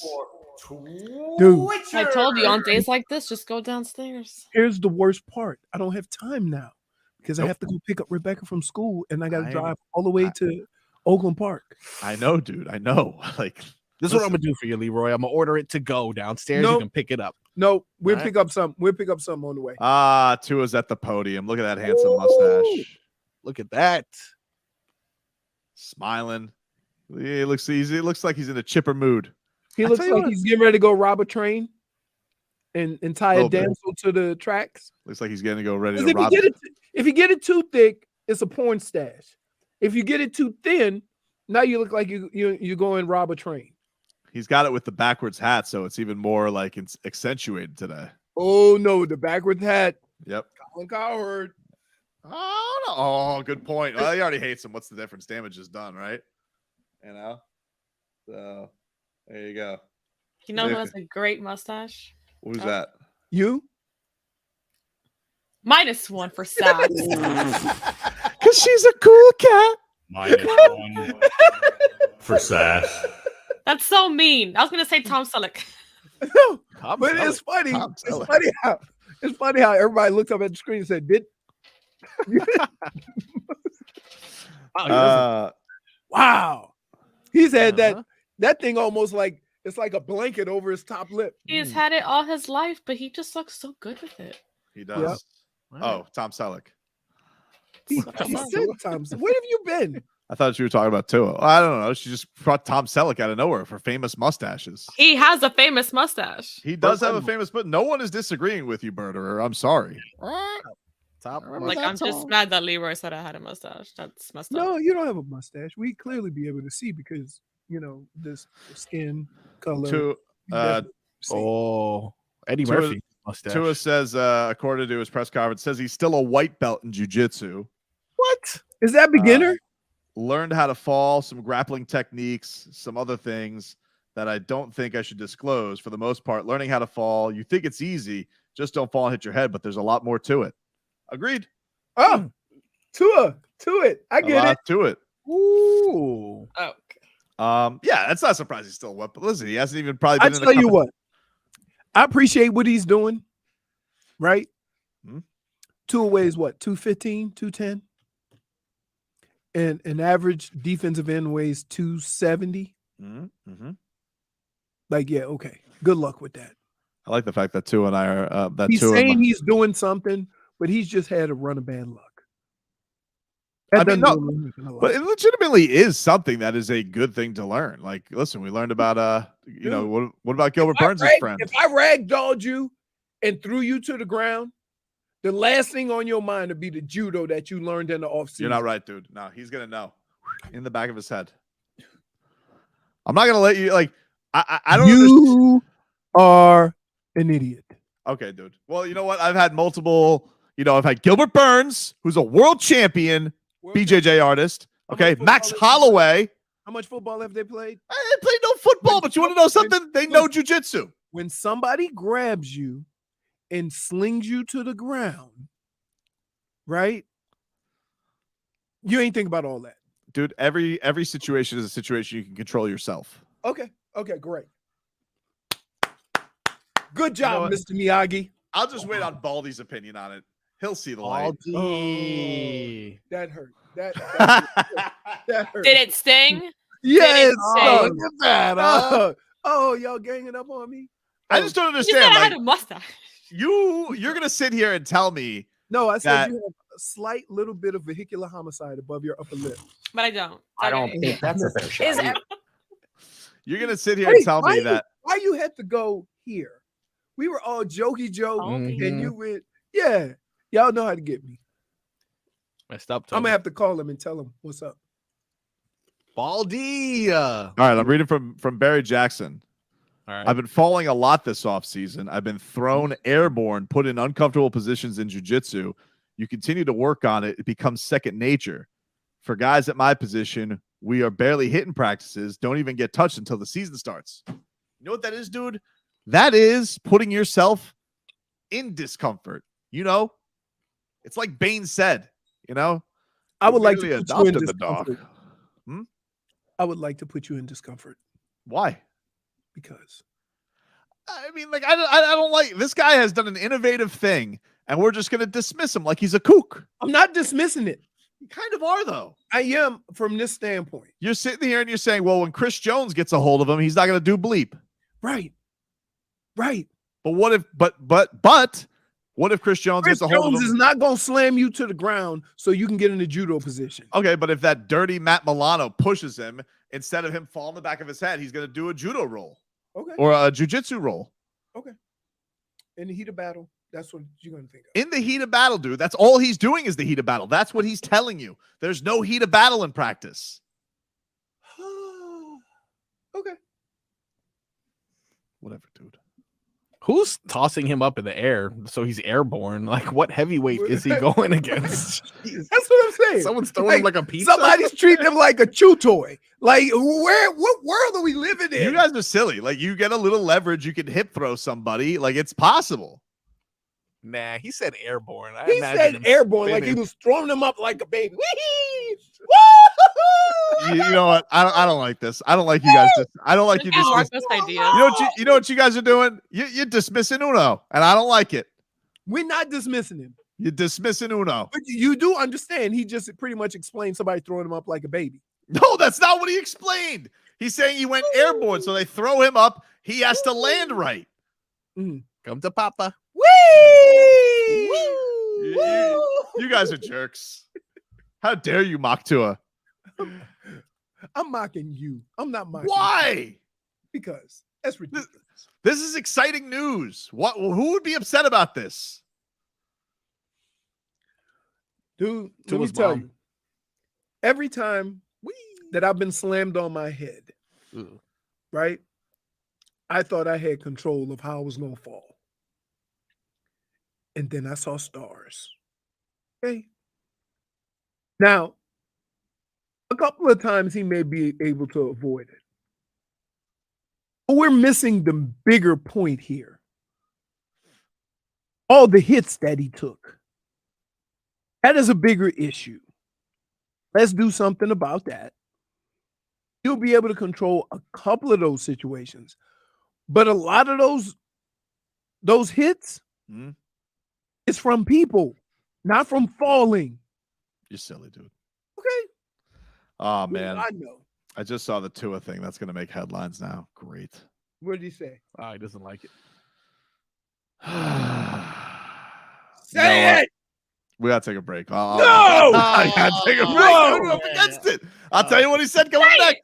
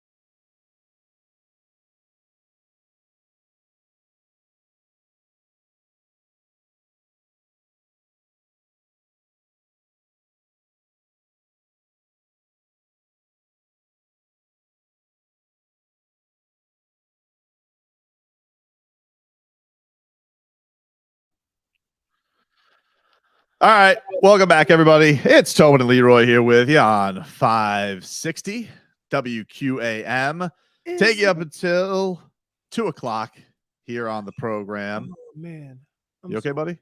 I'm hungry. Yeah. Sorry. I can't believe they duped you like that. Twice, dude. Twice. In 1 day. This has happened in the last 2 weeks, probably 3 or 4 times. Marcos, I don't know if you saw because it looked like you were getting yacked your ear off during the break. But can you get those Tua things I sent you? Of course, I will get those Tua things in T-minus 120 seconds, 0.63 milliseconds. Cool. Meanwhile, the Marlins, they're 0-0 right now, bottom of the first. Luis Arias just flied out. So Fish, nothing as the first inning has already come to an end, which, this baseball, man, it cooks now. It's blazing. Yesterday, 2 hours. Really like that, dude. I do too. I was like, man, yesterday, like 4-2 game. What would that have taken last year? 3.5 hours. Crazy, right? Crazy. Randomly, Dallas is somebody called Dallas Fan Cam is chiming in. Is that our sister station in Dallas? Hello. It actually is. It should be. It's a Really? fan. Well, hey, listen, if they are watching, just could you guys do me a favor and could you tell Mark Cuban to go to hell? Well, I mean, that's a nice way to introduce yourself. Welcome to our show, everybody. It's a pleasure to have you here. So I think we're being rated. That's what's going on they'll here. say, yeah, we'll go up to Dirk Nowitzki Avenue and tell him you said it. Dirk Nowitzki Avenue. They named that street in a week and a half. I know. Wait, look at this comment. I'm so annoyed. So I'm very, very annoyed. Oh, Texas Rangers game.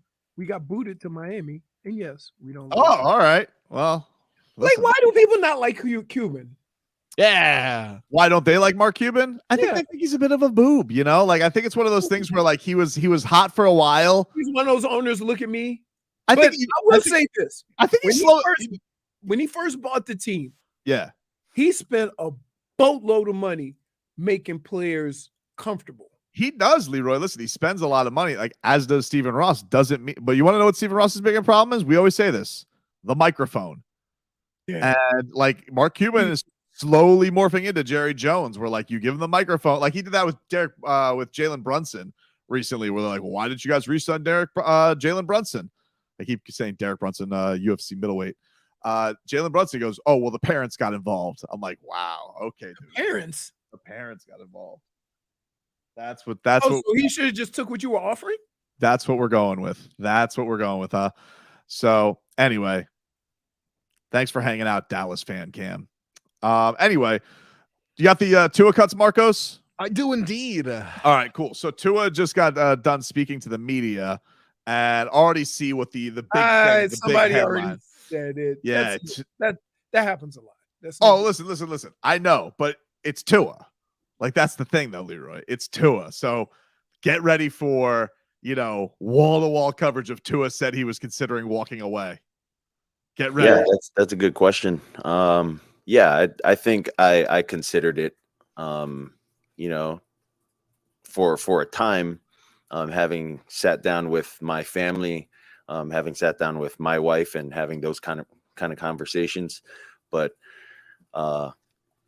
really it would be hard for me to walk away from this game with how old I am, with my son.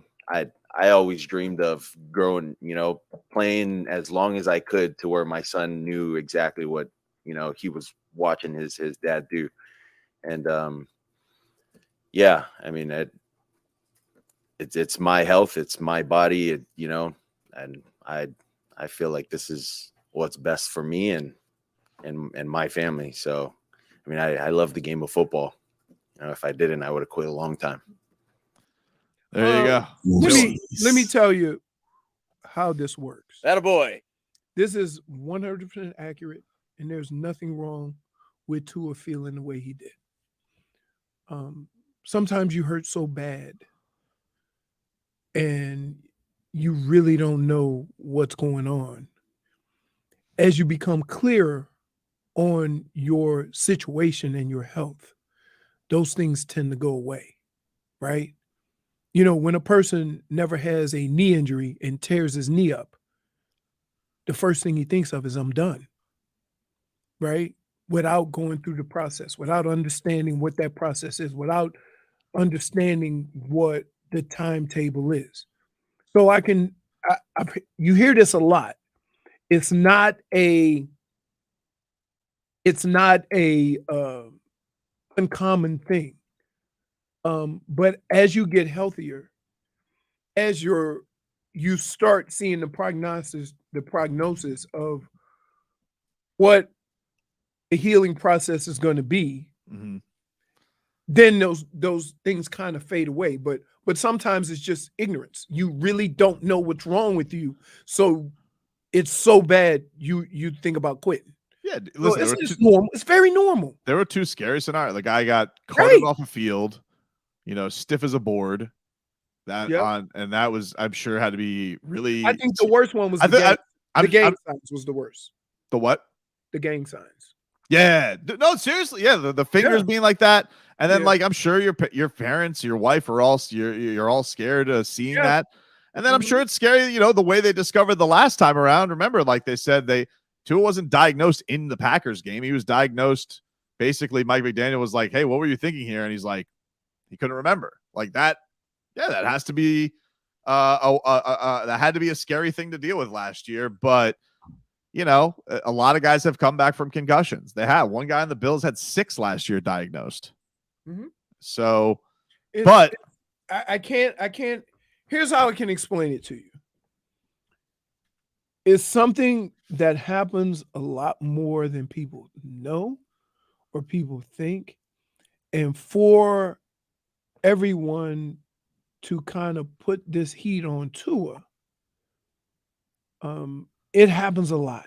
It happens a lot. And what ends up happening is, as a player, is you do wonder if this is going to keep happening. Like, I got carted off the field my second year, right? And in fact, Bill Belichick told the story of, I had a guy who was cleared to play and I sat him out. That was me. Right? And I played the rest of that year, and I played 9 more years. And you could have extended your career. You just didn't want to be in pain anymore, right? Right. Exactly. So when people have these conversations, I know of it firsthand. And I know that it's easy for everybody to sit here and point the finger at what should happen. But I think as a player, as an organization, as a doctor, as people that are in this profession, you really don't know, how you're going to respond, how you're going to bounce back, how you're going to be able to play. And you go about and you do everything you can to get as healthy as possible, and you try it again. But as simple as that. Would you like to hear what the offseason has been like learning from the jiu-jitsu coach? Not really. Exactly. Marcos, let's play that. Yeah, it wasn't tough to watch. It wasn't tough to watch. I want to get better at everything that, I can do to help the team win games. And I know the biggest one is my health, staying out on the field. And so looking at the film, I was able to watch that with my jiu-jitsu coach, and we were able to, kind of relive the scenario in how I got tackled, how I fell. And it wasn't just one particular game. It was, multiple ways that I got taken down and how I could have prevented that. Yeah, baby. Jiu-jitsu coach is watching the tackles. This is going to be gold. Baby. Wile E. Coyote. I'm not Wile E. Coyote, dude. First of all, that's a Heat thing. And second of all, he's watching the falls with the jiu-jitsu coach. How can we fix this? Okay. You want me to tell you how to fix it? Try to avoid being in the clinches of a guy who weighs 70 pounds more than you. Okay? That's why think about this. In jiu-jitsu, guy who's throwing you to the ground, same weight as you. He's not 70 pounds more. That's in competitions, but in training, you train with people who are bigger than you.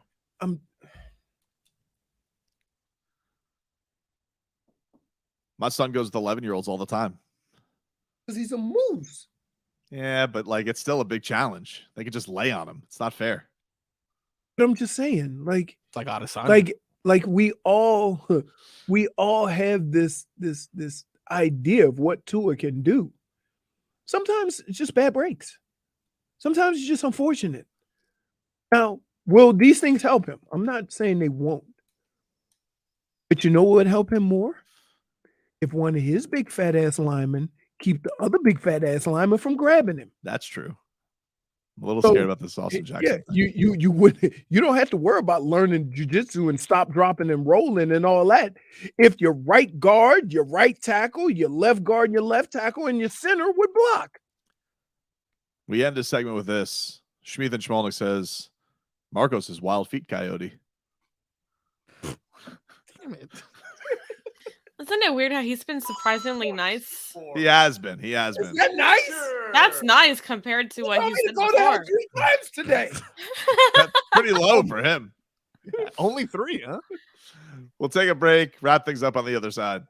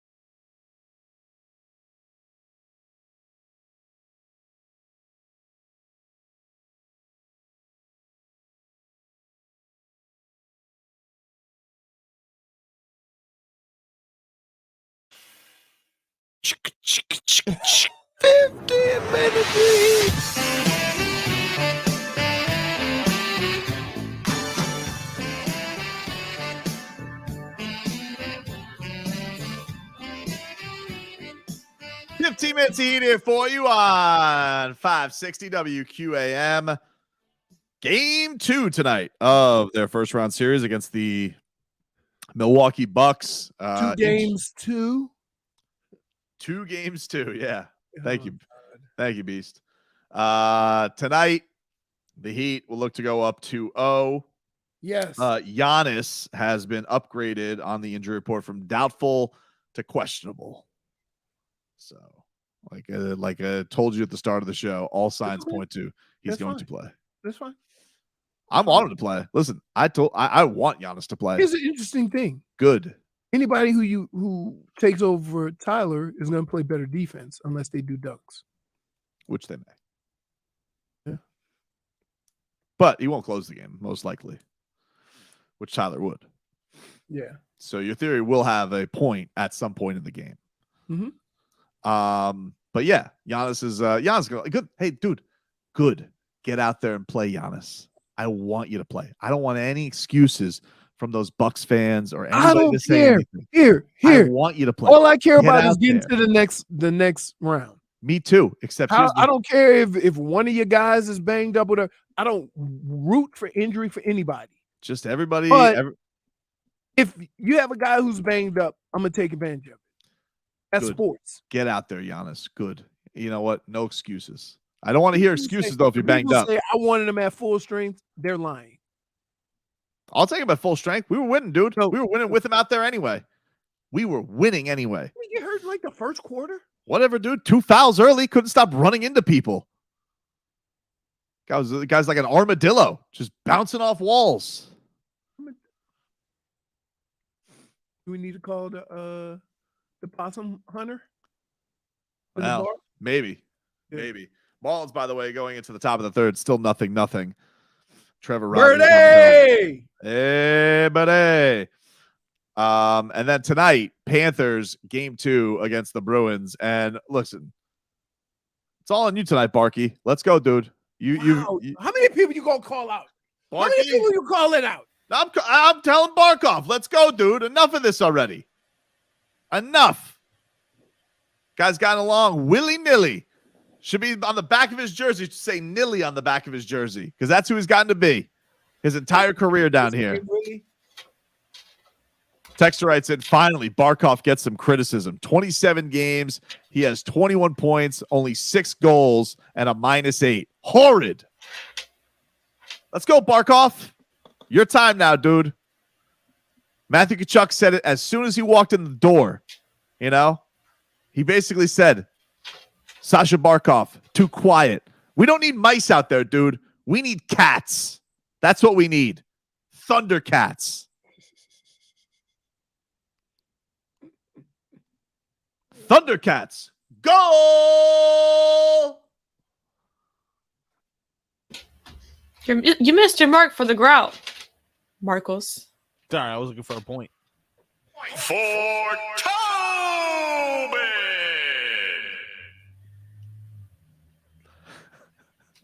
Dave South says that Tobin snark off. Snarf. Oh, no. Y'all remember Snarf? He was the Thundercats' little minion. Oh, yeah. That was his name? Schnarf? Schnarf. Oh, it looks like a Schnarf. Yeah. Listen, I don't need any Schnarfs out there, Barkov. Okay? I need you to get after it a little bit, all right? Give us a little attitude. 2-1 filthy, all right? Not 2-1 clean. Oh, my goodness. 2-1 filthy. I need a guy to get dirty on the ice. Let's show these Bruins what we're all about. Yeah, we got other guys. We probably got Sam Bennett coming back today. Great. We're getting more full strength. That's fantastic. But only one man wears the C on his jersey, dude. That's you. All right. So does that C stand for champion or coward? What does it stand for, Barkov? What does it stand for, dude? It's all in your hands tonight. Yeah. What does it stand for, dude? Little tough love. You gonna take that C? Is it gonna stand? Are we going TTL today? This is TTL right now. TTL. This, you know what they're saying out there, Barkov? What are they saying? They're saying Sasha Barkov, soft hockey player. All right, not me. People are saying this. Sasha Barkov. We should have traded him instead of Huberdeau. Can we? Hey, wait. Can we also ask a question? I'm just curious. Yeah. How many badasses you know named Sasha? That's a nickname. Yeah. What's his real name? Alexander. Okay. How does it get there? I don't know. We did this already. Nobody knows. But you want to know something? Yeah. You know what they're saying out there, Sasha? What are they saying? Is what they're I was saying. They should give. If you calling him soft and you call him all these things, I don't think you can use the nickname. You got to call him Alexander. No. Oh yeah. The whole government name. His whole name. You got to call him by his government name. Don't tell me. You can't wait. You can't come into somebody, call them out, put them, give them some TTL, and then use a nickname. And now tell us what you have been wanting to say. Full name. Yeah. What are other people saying? No, what has he been saying? I'm just saying. When I get really mad at you, I call you Brendan. I don't like it. We call it Jennifer. Yeah, when you guys say Jennifer, even I get scared. Yeah. I like it as Frog Boy. Somebody said Eastern Europe Sasha is the most badass name. That's probably true. I think in Russia. I wouldn't doubt it. All I keep thinking of is Sacha Baron Cohen. Very nice. All I want is for Sasha Barkov to show up tonight and act like a captain. Okay. Hey. Yeah. I am not a passenger right now. I'm gonna take one of these right here. Wait, hold on. One of these. All right. And I'm gonna bet the JFig 305 parlay. Ooh. Oh. Can you make that bill a little closer? We don't know what that is. Is that 100? Is that 20? What is that? No. Sure $50. $50. $50 bill. $50. All right. Yeah. All right. Well, don't let Leroy down tonight, I can't do Sasha. it. Don't let me down either. I can't do it. What? Why? Because the Marlins already started. Yeah. Well, bet it right now. Bet it live. Okay. Yeah, I'll take your money. 0-0. No, I don't know how to do that. I'll hold on to it. Can't trust him. Can't trust him. Are we all gonna have cat fever tomorrow because of you, Barkov? Or are we gonna come in healthy? What are we gonna do, dude? Yeah. It's in your hands. You have a say in this. Oh yeah, he's got a say in it. Is Alex Lyons starting again? It seems like that, yes. Yeah. If he loses, though, is this where you're like, all right, let's see what Bob has, or do you ride it out? This dude You know what? changes. I'm not- If no. you were a head coach, he changes like the wind. No, this So is the thing, though. I'm so sick of talking about goaltending. You want to know something? 3 goals, perfectly acceptable against a high-powered Boston team. Let's talk about the one. The only person who showed up lighting up the lamp was Matthew Tkachuk. Well, where the hell were Sasha Barkov's light bulbs, huh? Yeah. Did you play Light Bright as a kid in Finland? What? You guys don't remember Light Bright, where you remember put Light the light and you make a little picture out of the light board? It was a anyone really actually- fun game. It was pretty fun. Get out there and light up the lamp. Play with. Light bright, man. Never had a light bright. You need to light up that lamp like you're bringing a ship home, like you're a lighthouse, Sasha. Yeah. Be our lighthouse. Guide us. Instead, what are you going to do? Bring us into an iceberg? What kind of captain are you, Sasha? Mm-hmm. What are you doing? I'm calling him out. This is a call out. Tired of this guy getting to skate willy-nilly. I want him to skate on the ice with a purpose. You know what's funny?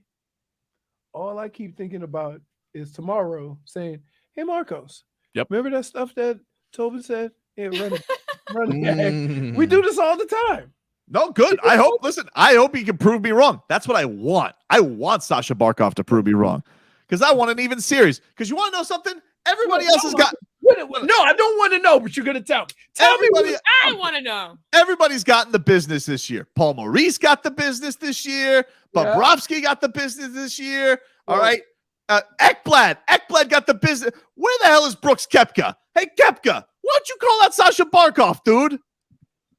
Because he only had one pine cone or one traffic cone. I think next time, Sasha, I think what he should do is he should go with a little ghost puppet because he doesn't show up. He's a ghost. Well, if it's a ghost puppet, dumbass, you wouldn't see it. Put a little sheet on his hand. You got a guy bringing a whole bag of props to the game. I'm not the one who made Brooks Koepka a prop comic. He did that. What's a prop comic? It's like Carrot Top. That was me when I started the show. Remember my Spider-Man match? Hey, he's on all the steroids, huh? No, he's swole. Stunt Steve is asking, is Sasha Barkov on notice? Yeah, he put him on those 10 minutes ago. Let's see. As of the last 2 minutes of our Tua, he was on notice. And you know what? He stays on notice until he scores a damn goal. Let's go, Barkov. Really? I want to come in tomorrow, even Steven. Okay. Yeah. I want to make fun. I want a grief list of WEI and I tomorrow. want the Heat to be up too. We'll talk to you guys tomorrow. Leroy, go get a sandwich. Willie Chirino? Black man and Robin, baby. How uncomfortable do you think Cody Zeller was when he heard that? Wait till he finds out he's not Robin. And he found other ways to contribute, even if it was getting into transition. Excuse me, easy for me to say. Get out there and get some. Vuelo de millonarios. I see y'all when I see y'all. Hey.